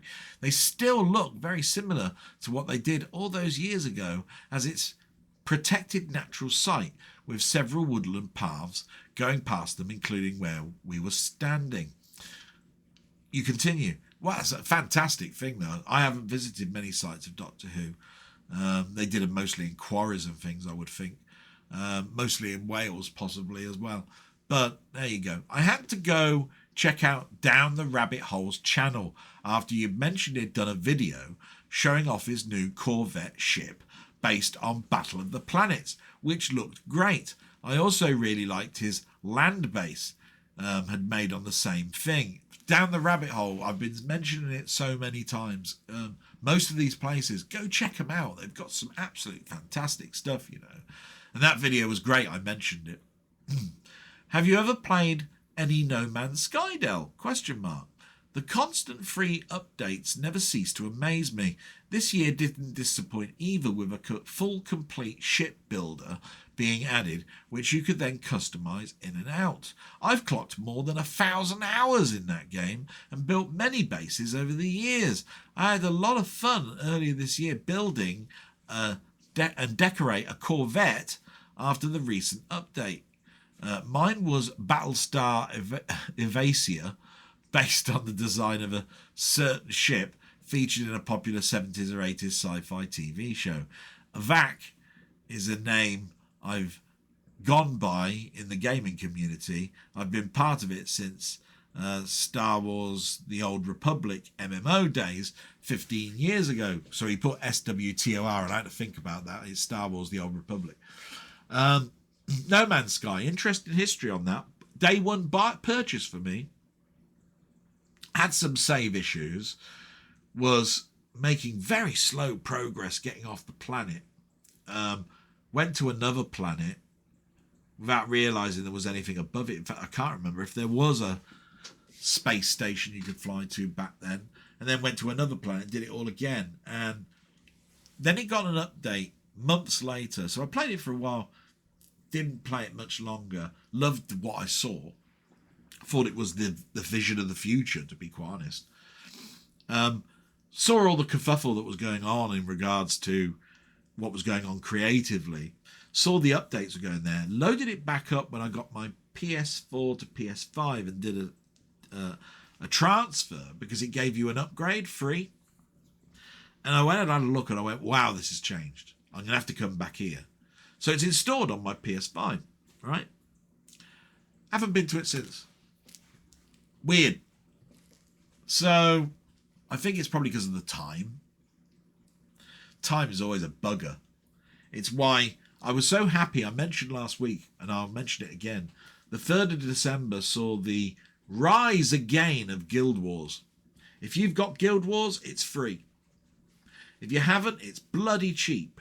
You can have the whole expansion lot, I think, including, Wolf, the last one, and you have to purchase that one, I think. But they give you the Nightfall, Prophecies, and Factions expansions, which were all free, sort of like... They didn't consider them expansions then, they were add-ons. And it was only one expansion that came out, which gave you the Hall of Monuments, so it was worth buying. And then Guild Wars 2 came along. They've now reforged it. That's why it's called Guild Wars Reforged. And they've put a graphical spice on it. I saw a video this week, and it showed you the people that are now at the towns in this game, and it's filled with them. So I'm so happy it's a success. Let's hope that they can keep that momentum. I believe probably because of Guild Wars 2's constant expansions, but nothing new being added and costs involved, that they go over to the Guild Wars. And remember that all those pre-searing days, the pre-searing section was marvellous. And I stayed in that for a long time because I knew as soon as I moved on, the whole floodgates opened up to a bigger map, but I was leaving that lovely, cosy pre-searing bit, which I loved to death. Moving on. My original white Xbox only had the RROD after Red Ring of Death after it served with me for 6 years or so. Then was passed to my nephew, who enjoyed it for another 4 years before it died. He got it, repaired it very cheaply, and it lasted until he grew out of games. I think I was lucky, as most of my friends' consoles had much less life in the end. Very true. I bought the Xbox 360 with the hard drive at the top, and it had a 20 gig one I put on top of that, I think, and I had a little memory stick that went into the USB port for just saving the odd little thing. I went up to the Elite model, the black one, and I bought another white model that had a what do they call it, a Jamba exploit on it, done by hardware. My friend was heavily into sort of like foraging through different Xboxes and putting them together, but the motherboards had to match the drive, and you therefore had to flash chips to make the board work with that particular drive, and then it would be banned when you went on the network and all sorts of stuff, and there were ways around it, and he went into a big thing on it with me, and it took away my fun a little bit, because I used to, when I was in Manchester, fix Xboxes. That was fun. Easy to understand, probably because of the PC architecture. But I did a lot of modding on that. That was easy. But that involved a bit of soldering. But it was the last time probably that I got a soldering iron out, and I don't know where it is. It's in amongst a load of boxes, which is why I've not done soldering since. But I still love going to YouTube videos on fixing appliances and people that buy broken Amazon stuff in big warehouse sales, and they say, how much could I repair in this, and then flog on. I used to watch a lot of that stuff. And it's great. I can still see the people now talking about continuity and putting it into diode mode and and so forth, checking the fuses out, especially Commodore 64 fixes and Spectrum fixes. They engross me, take me back to a time that was fun for me. Let's see, where did we get to? Yeah, completely aligned with you regarding Prometheus. Yes, the film. I enjoyed it a lot in 3D at the cinema, and was very disappointed that the following film didn't really follow properly. Having spent most of this week away from home on Sunday afternoon, I'm really looking forward to relaxing in front of the TV for a couple of hours watching the Formula One. Yeah, they've probably started by now, I don't know. Such an exciting conclusion to a very dramatic season. Verstappen on pole. Oh, I didn't know that. Any last predictions for the winner? I'm assuming your blog will be recorded before it finishes. Hope so, yeah.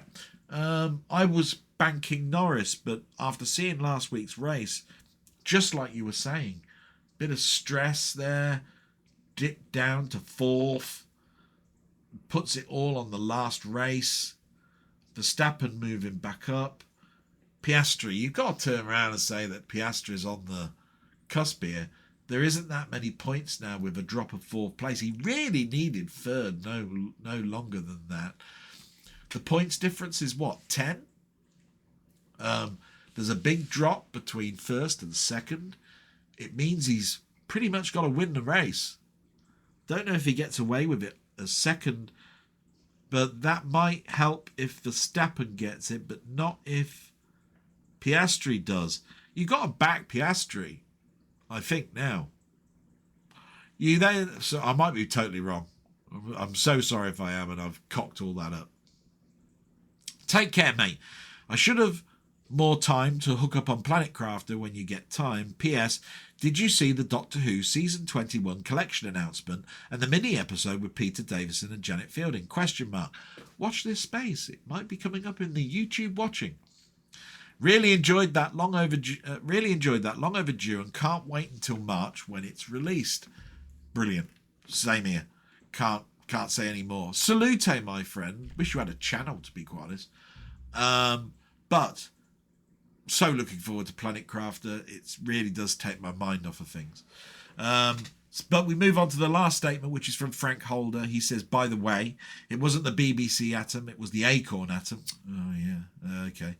And then they were working on the next one, which was the Acorn Proton. But they got the BBC contract, and the Acorn Proton turned into the BBC. I'm sure you know this anyway, just a slip of the tongue, and that you got it quite right. I mean, I say the BBC machine, then I might say BBC when I mean Acorn. I know, obviously, through Micromen and lots of other stuff, what these things are called. But you got to remember, it's quickness of speech, memory recall, what your brain is like at the time that you're doing something, all sorts of shit like that comes into it, and there's a slip of the tongue. Absolutely fantastic, and that concludes that particular section. Now, I apologise, the first section was a bit rambly, and I talked about my week in the middle of doing the news, to be quite honest. So that means it's harder for me in the future to block these out into sections, which is what's going to happen with all old versions of my blog. I will be separating it up between monologue and shout outs and all of that sort of stuff. It just takes a long time writing all that out. And I don't do it with the new stuff. I don't want people to jump about. I want them to watch it all the way through if they can.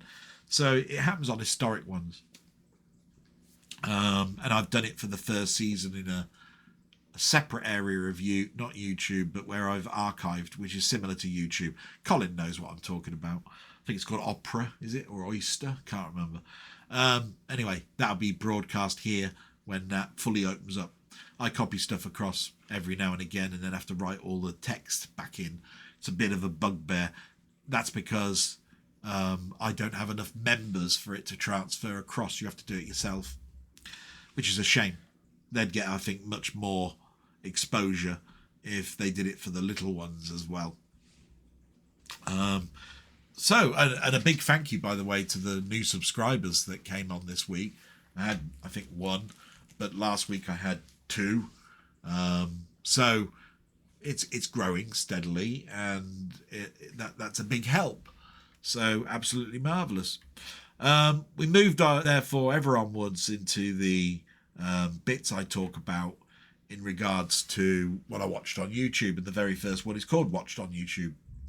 In this section, what I can say is that you have 4 standalones, which I always watch, which is This Week in Retro, Tecmo and Gadget Show, and Chronologically Gaming. Now, the funny thing about this is that because they are much higher production value, they're not there every week, apart from a couple. Now, Tecmo and Gadget Show, I saw no changes. Now, maybe that's because they got a membership bit that they're doing stuff on, but I only do the free bits. So This Week in Retro was interesting. It had 3 sections, like, well, not free, it had 3 subjects, plus housekeeping and stuff. But the 3 subjects were Joy of a Decent Stick, Tales of the Unexpected, and Not Too Bright. They were interesting. I don't really go into retro brighting too much, so I don't really talk about that. Joysticks have been talked about quite a lot, because I talked about joysticks in my YouTube video last week, which probably preempted them to do it. Don't know. So there is some stuff there for you to like, some stuff I learned. So an absolute great week this week with This Week in Retro. Chronologically Gaming, because he's only doing one video a week, or possibly two sometimes, is still trapped in December 1982. Can't wait for 1983, to be quite honest. And the arcade game that stood out this week was Xavius. Xavius was released in December of 1982. It was interesting to see the mechanic in that compared to the other arcades he's shown off in previous weeks. So you can see the development of arcade motherboards and so forth and games. Then the next thing I watched, because I've done Chronologically Gaming in This Week in Retro now, and the other two didn't have any stuff, was Doctor Who, which basically had the 5th Doctor versus the Dalek mini episode, that's what it's called, season 21 announcement. Absolutely brilliant. Really enjoyed that. That's Doctor Who to me, not the newer stuff. We're getting very close to the spin-off from Doctor Who, which I think will be next week, if I remember rightly. Then we've got Deep Sea Digital. I like this channel because it does something called Inside Comedy. They do a lot more, but it's called Inside Comedy.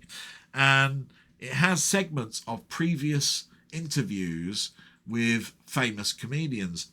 So the ones I watched this week were Billy Crystal and Martin Short, which was in one, Steve Martin and Lily Tomlin in another, and Robin Williams and Jonathan Winters in another.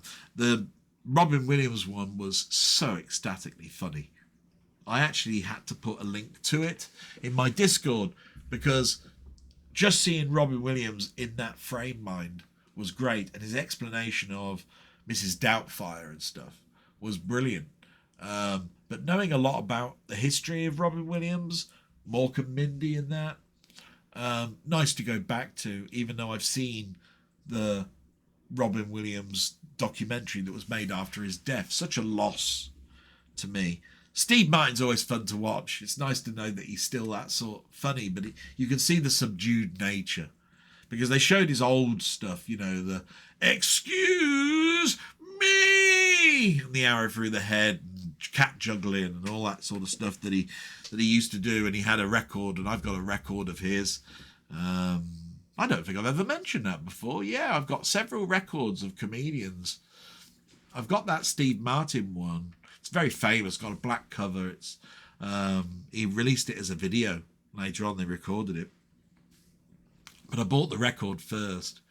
And it talks about him spray paint, you know, looking at something really lovely architecturally in France. And then he'd say, so as I was spray painting my name on the wall, someone came along and, you just go, you were spray painting on the, whatever it was, the Louvre Gallery or whatever it was. I can't quite remember. But there was one that my sister's friend had. Love talking about my sister, by the way. My sister's friend had. Can't remember her name. Named after one of the Henry VIII's wives. Oh, Christ. It'll come to me. She had a record called The Roving Reporter. I've wanted so much that MP3 of that, or the record if I could find it. And it was the bloke who was in Get Smart, if I remember rightly, and it'd play this character of a somebody in the middle of doing a robbery or something, and he was a roving reporter. He did both characters, I think, and he would then interrupt the person doing their stuff, and go, "Die, copper! Gonna get you, you murrin' bastard!" And then the roving reporter say, "Can I just interrupt?" And he'd go, "Yes." You're in the middle of it. Why are you doing this? Because I don't like, I've got no money and all, and it's almost, it's such a brilliant concept. Watching some of these inside comedies are so good. There was one that involved Mel Brooks and Rob Reiner. And they talked about a character that they developed back in the 60s or 50s called The 2,000-Year-Old Man, which is an interview between a modern-day reporter and a 2,000-year-old man that was around when Jesus Christ was around. It's so funny. I have an interview, somebody that was talking about those days. Yeah, he mostly travelled around by donkey. I remember that. Left a foul smell behind, or that sort of stuff, Yeah, mumbled mostly. Couldn't hear him. that sort of thing. Absolutely marvellous. I'm talking off topic way too much. Absolutely marvellous, though. Made my week looking at that. Next one was called Tech Notice. This is where I got my idea of buying a CPU from, but he also talked about the RAM instability prices, and Colin's already mentioned it already. RAM has shot up it's gone double to nearly treble. So what you used to buy for £100 or just over, DDR5 RAM in particular, with CAS latencies of like 30, 28, so forth. I'm probably talking over your head a little bit now. Got up to 300, 400 quid. You try and buy a PC now, it'll be inflated. You try building one, and this RAM, for the first time in such a long time, the CPU is lesser price than the RAM. And it's going to happen for SSDs. Won't be long. And we don't know when that drop will happen. But Crucial, who used to make RAM, their company that bought them, Micro something or other, I forgot what they called, have now turned around and said, we are now supplying RAM only to businesses to do with AI, and the standard consumer, we are now making no longer that product. And they probably laid off people as well if they've gone down this route.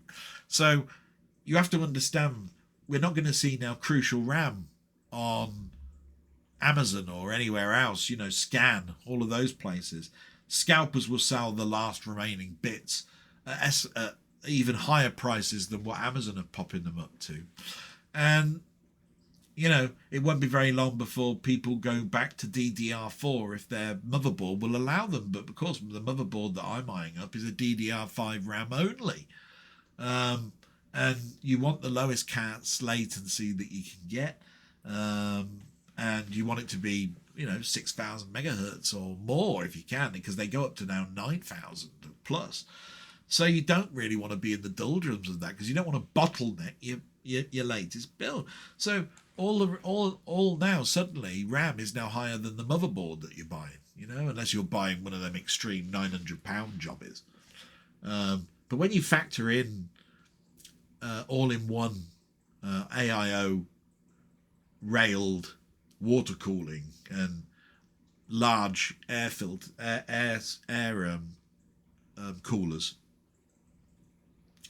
along with your SSD, you're just like fighting a losing battle. In other words, as much as I save money on the latest, sim, I lose with that being taken away from me and anything else that's being altered in my life, bills and so forth. So yeah, not helping for your mental health, I can tell you. Mr. Who's the Boss did an interesting video after I got the sim, because there was no phone that I could afford, and the Z Fold 7 in particular doesn't have stylus support through the S Pen, only through Active Pen, and all of the software on there is not pen related, so you have to go round the houses for handwriting and stuff. Samsung release early the Samsung Galaxy Z Trifold. A trifold phone. Think about this. Here's a fold. Opens like this. Think of it now opening again. Trifold. 10-inch. And it's one-sided. So I don't know why they really call it the trifold, because it's more like the double fold. One actually presenter actually said that. But it's as thin when you open it out as the Z Fold 7. And yet has all the common mechanics of the Z Fold 7. I didn't hear whether it had stylus support, but it has everything else. And it's a 10-inch tablet when you open it fully out. Lovely looking thing. Bulked at the price, £3,000. That was estimated because it's not out yet. This is an early unboxing. They showed you the box and everything. Comes with a charger. That's unheard of. Anyway, interesting video just to see the new tech, but it's not the first trifold phone on the market, but it's the one that's the most sturdy, the most comprehensive in features over the initial first one. Then we've got LGR, and because I was building or thinking about building a PC, I looked at something from about half a year back called Building a New Gaming PC Around the Ryzen 98000X 3D Chip. Right, that's where we get into the CPU bit. That is the most deluxe, most wanted chips that you can get, but it's a pretty sturdy price. And the 2000 series, the Ultra series from Intel, can't ever compete with it. Doesn't matter how many cores, doesn't matter what version you go to, the 9 series, the 7 series, the 5 series, whatever. Doesn't matter how many cores or efficiency cores that it's got.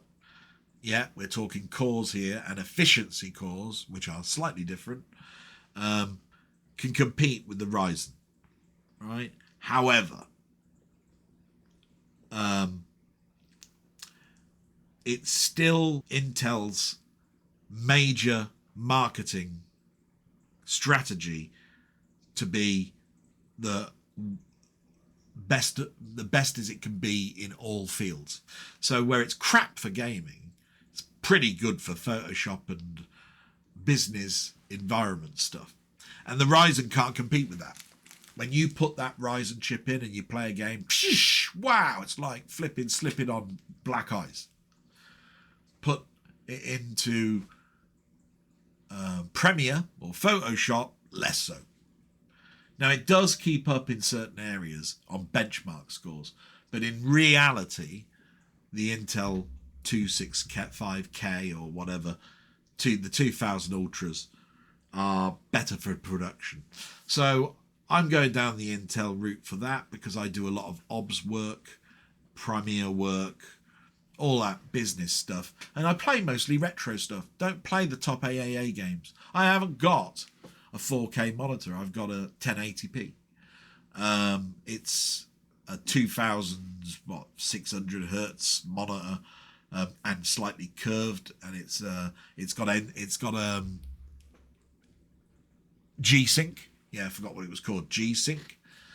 So it links the frequency with the monitor and all that lovely gubbins. Fairly old now, but perfectly adequate for me, and I could go to a wider screen, but I'm short on space. So anyway, do mostly production stuff, so play some nice gaming stuff, all those cores, all that speed, probably not used. So I think I've chosen the right route for me.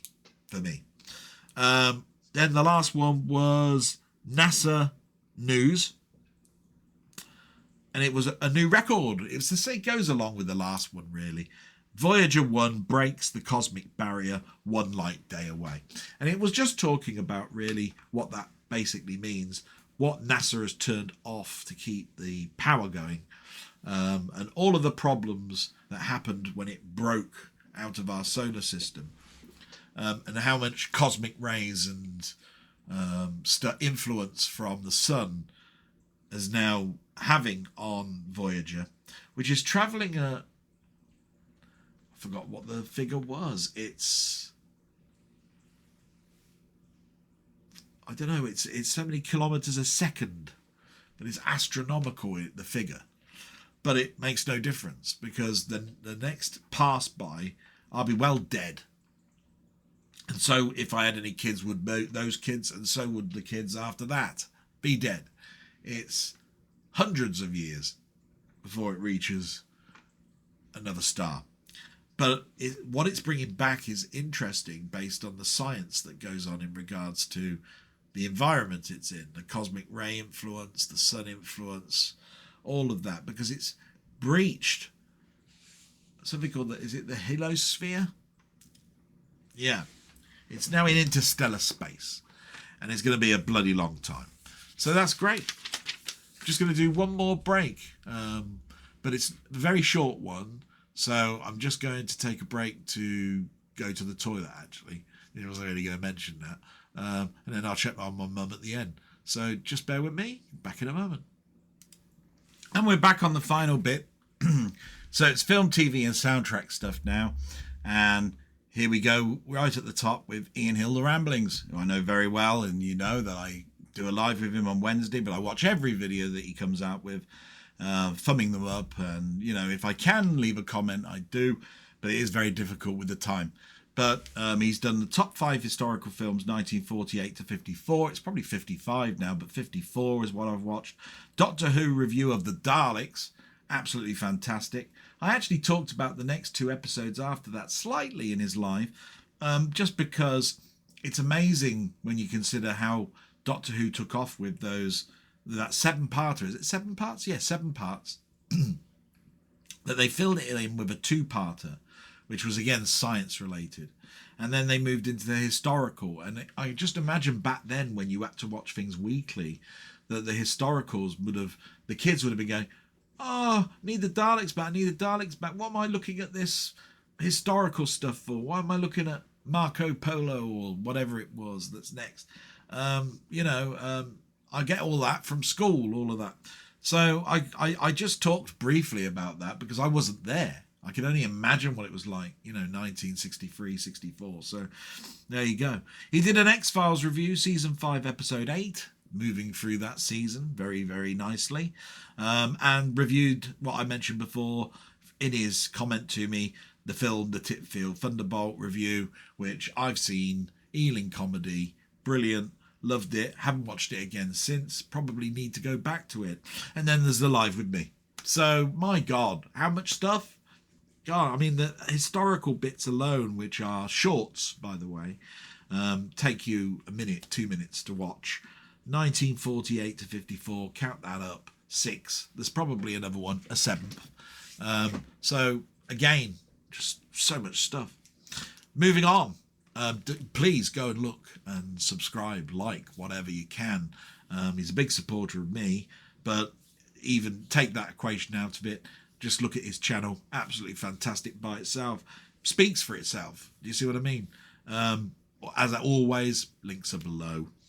Mondo Chelovic Movies, again, link below.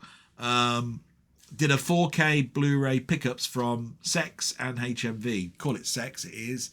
CEX. Sex. Really nice. I learned everything about horrors really from him, but I learned some other stuff as well, like his shelving. He built that modular himself. One way of looking at it on how I need to go, possibly. Great stuff. Sometimes this stuff is private because, Patreon stuff. I'm not a Patreon, but I learned so much from him. Absolutely fantastic. So glad he's still around. And remember, I mentioned last week he did a channel update talking about his new job, so I'm looking through that. Josh, Through the Lens, another great one. He did a sentimental value review, short. And it's nice to think about his mindset when he was watching that film. It's not one that possibly I would go and see at the pictures because it's not my type of film, and going to the pictures is really difficult. But looks very interesting, something I'm interested in watching. Then there's Did You See That? And again, all these channels are talking about channel updates, life things getting in the way, all of that sort of stuff. But still a great watch. Absolutely fantastic. So that's Did You See That? Then you got Muckman-Movies. He did a November 2025 movie pickups, which I love. I love those monthly pickups he does. Wow. Soon builds up, doesn't it, mate? Couple of nice ones in there that I was interested in. And then he finished off his shorts for the Alphanumeric November Challenge. He did Y to Z. So he got that out of the way, finished off November. He's had some great news about his skin issue. Don't really want to go too much into that without you looking, but it's public knowledge. So nothing to talk about there other than fantastic news for him. And then we get to the last bit, which is Commode. Now, he does Commode on film, and he does Commode and Mayo's Take. That's Simon Mayo. So the Commode and Simon Mayo Take is film reviews. He did Five Nights at Freddy 2. I didn't like the first one much, so you can imagine what the second one's going to be like. a film called Eternity, and It Was Just an Accident. Those were the reviews I saw. Plus the best worst dad jokes, which is funny. I like listening to dad jokes. Commode on Film was a deliberation on, do reviews matter? If you're reviewing something, does it really matter? That was an interesting discussion, about half an hour in length, talking with a filmmaker, his favourite person that he speaks to every week. He's just done a film. I wish he wouldn't keep mentioning that, though, but he has. And they were talking about reviewing in general, so that was brilliant. Moving on to Game and Tech YouTube. This is where a lot of my people are on Discord, or channels that I watch an awful lot of. You've got Down the Rabbit Hole. My God, here we go. He's done quite a bit this week. How to Not Write a Trilogy with his sister, another channel called From the Footnotes. Very interested. I like to see his sister, and I am a subscriber to them, but I don't watch that channel as much because it's about books, and I don't read a lot of books, but it's always interesting to hear of a good one and the reasoning behind it, and a bad one and the reasoning behind that, even if it's not the flavour of book that you'd probably read. But they are from the past and from quite new, modern, and it's interesting, I will say that. And it was great to see my friend Down the Rabbit Hole collaborating with his sister. Then there was way better control on the Sega Genesis Marble Madness. Yes, he's got a new controller. Well, it's not new because it's a Genesis controller of the day, but it's a different type of joystick. It's called an ASCII 2 something or other. I can't quite remember.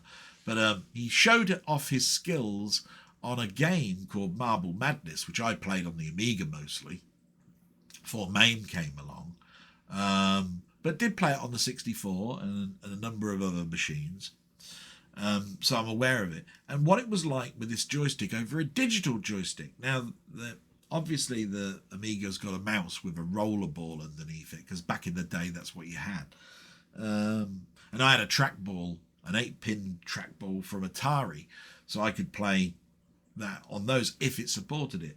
But I remember going back to the 64 days. I'd just moved over to the Amiga, but I was still buying Commodore 64 stuff. So I bought that game twice, once for the Amiga and once for the Commodore 64. I remember what it was like playing with a joystick. My God, I had one of these Kempston ones down here.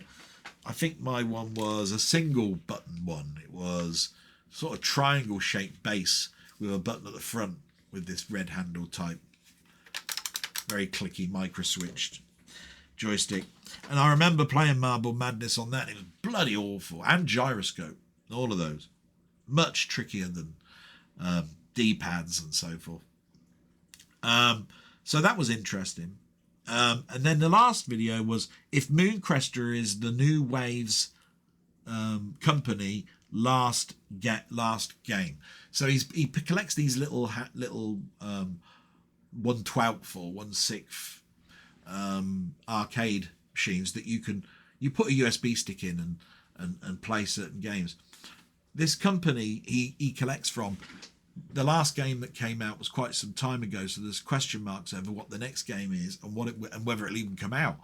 But he's got a machine that's the same size that you can stick a memory stick in and play the game and see what it was going to be like. And Mooncrester was the one. The thing that was funny about that was he was deliberating, saying these ships, they don't fire at you. Yes, go and look at my video, Arcade Shorts. You'll see I deliberated all of those things. And he was talking about, I don't know when you dock with your rocket. Yeah, he didn't get that far. I did. Go and have a little look. Don't worry about it, mate. I'm only joking with you. But it is funny. He did Mooncrester, and I've done Mooncrester, and I've done it this year. So that was funny. Definitely go over and subscribe to him. So much stuff. It's about 3 videos a week. I mean, that's a lot, really, still. I mean, I did 2 last week and just done this blog this week so far. So let's see if I can get something out. Robert's Retro Gaming, or should I say Canadian royalty. He is the king of Canada when it comes to Atari, but my God, does he do other stuff. 64, SNES, all that sort of stuff, and modern games.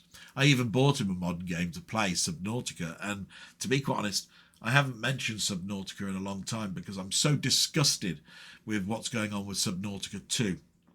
Such a disgusting thing that's going on with that. Go and have a look. Just type in Subnautica 2's hiatus or Subnautica 2 craziness or whatever it is. You'll see a ton of videos on what they're doing to that game and those founders of that game. And yeah, he does modern stuff as well. The modern stuff he's done is Dwarf Fortress Classic episode 16, Minecraft Play episode 171, Commodore 64 Play Burger Time, which I left a comment on because Interceptor Micros never really officially licensed anything. They did a game, it was based around it. It was usually with the same programmers and musicians. In this case, the musician is Chris Cox, who did Tales of the Arabian Nights and a number of other ones. This one wasn't an Ian Gray game from memory, but Burger Time, it was a pretty good version. He liked it, I think, to a point, but I'm not going to spoil it for you. Go and have a little look. ZX Spectrum, a game of Astrodome, which involves my friend Steve's Gaming Part 2, who wrote it. So that's always nice. I love promotion like that. I wish I could code. It's one of those things. I could do graphics. Anybody who wants a ship designing, I can do that. Just need to know whether you want a 8x8 or a, 16x16 or whatever it is. I used to do things in sprites. But there you go. And he did Atari 8-bit, Manic Miner, and Factor Blast, which was a more mathematical game with some shooting attributes in it. But Manic Miner infuriated me a little bit because he said it's better than the Commodore 64 version. I would disagree, but that's an opinion. He commented on the high-resolution graphics. It's the same resolution as the C64 version. He talked about the sprites. They're exactly the same. Talked about the colour. The colour is different. Better on the Atari. We'll say that. Talked about the sound. That's a question mark on whether you think the Pokey sound was better than the Commodore 64 one. Both came out at the same time. Most people talk about the 64 one over the Atari one. That may be because Atari was sort of decreasing at that time. I think it even came out a year later, if from memory, the Atari one over the 64 one. And there, by that point, therefore, it was so many years of programming knowledge on. So, anyway, disagreement. It's only an opinion. Fantastic channel. Look at all that stuff for you to watch. Go. What are you waiting here for? Go and have a look. This, link in the description. Steve's Gaming Part 2, as I've already mentioned, he left a comment, and you can see he's really in the mire with things at the moment. I think there might be something coming out shortly. It seemed like it was going to. Go and have a look. There might be something there now. I'm not sure. Colin Jones, aka Ponder, did most of his stuff based on the blog that he did this week, because he does a blog every 3 weeks, and he mentioned that means that there'll be one more before the end of the month is out. So I've got to go back there and put a little comment. I haven't done so yet. Need to watch it again to remind myself what he talked about. I think he was talking about some 3D printing stuff, if I remember rightly, and some stuff about customer services or something. Can't remember. But definitely about the bins, I think. Anyway, I don't want to ruin that for you. And then he did a Mainmeister high score kerfuffle on Mikey, or Mickey, depends on how you pronounce it. That's the high score challenge. That's on his other channel, the Ponder one, I think. So definitely worth a watch. Mainmeister did a lot of stuff when I was doing stuff with my mum, so I haven't been able to watch anything other than through a very quick recap. But he did a live stream on the Tay-Tung Einstein. He did a nice and nasty with a friend of his that's on the Discord, called Ping Ho or Ping Hajo, Pingy Hajo. I can't pronounce it myself, so I had trouble with that. And he did a Wednesday live stream, but it was at the same time as my friend, so of course I think he went through a computer and video game mag, so that might be worth a look. And then you got to so salute my friend Mainmeister, keep doing that stuff.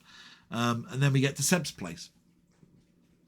He did a good but bad that one game. That's what it's called. The good but bad that one game. So it's more about, it's a bad game, but you keep going back to it because of nostalgia.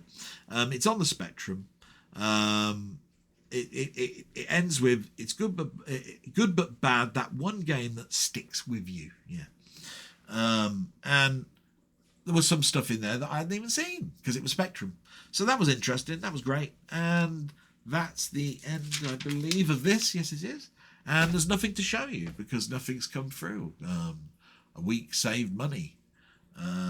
That will change before the end of the year. There's presents to get for my mum. All sorts of money issues that I've got to try and sort something out. Just don't know how with all of the money that's been leaking out of my account. But I'm sure that we'll get through that, and everything will work out. Big thumbs up to everybody who left a comment. Big thumbs up to anybody who's watching this. Big thumbs up to everybody really that's out there. You make me feel worthwhile and wanted.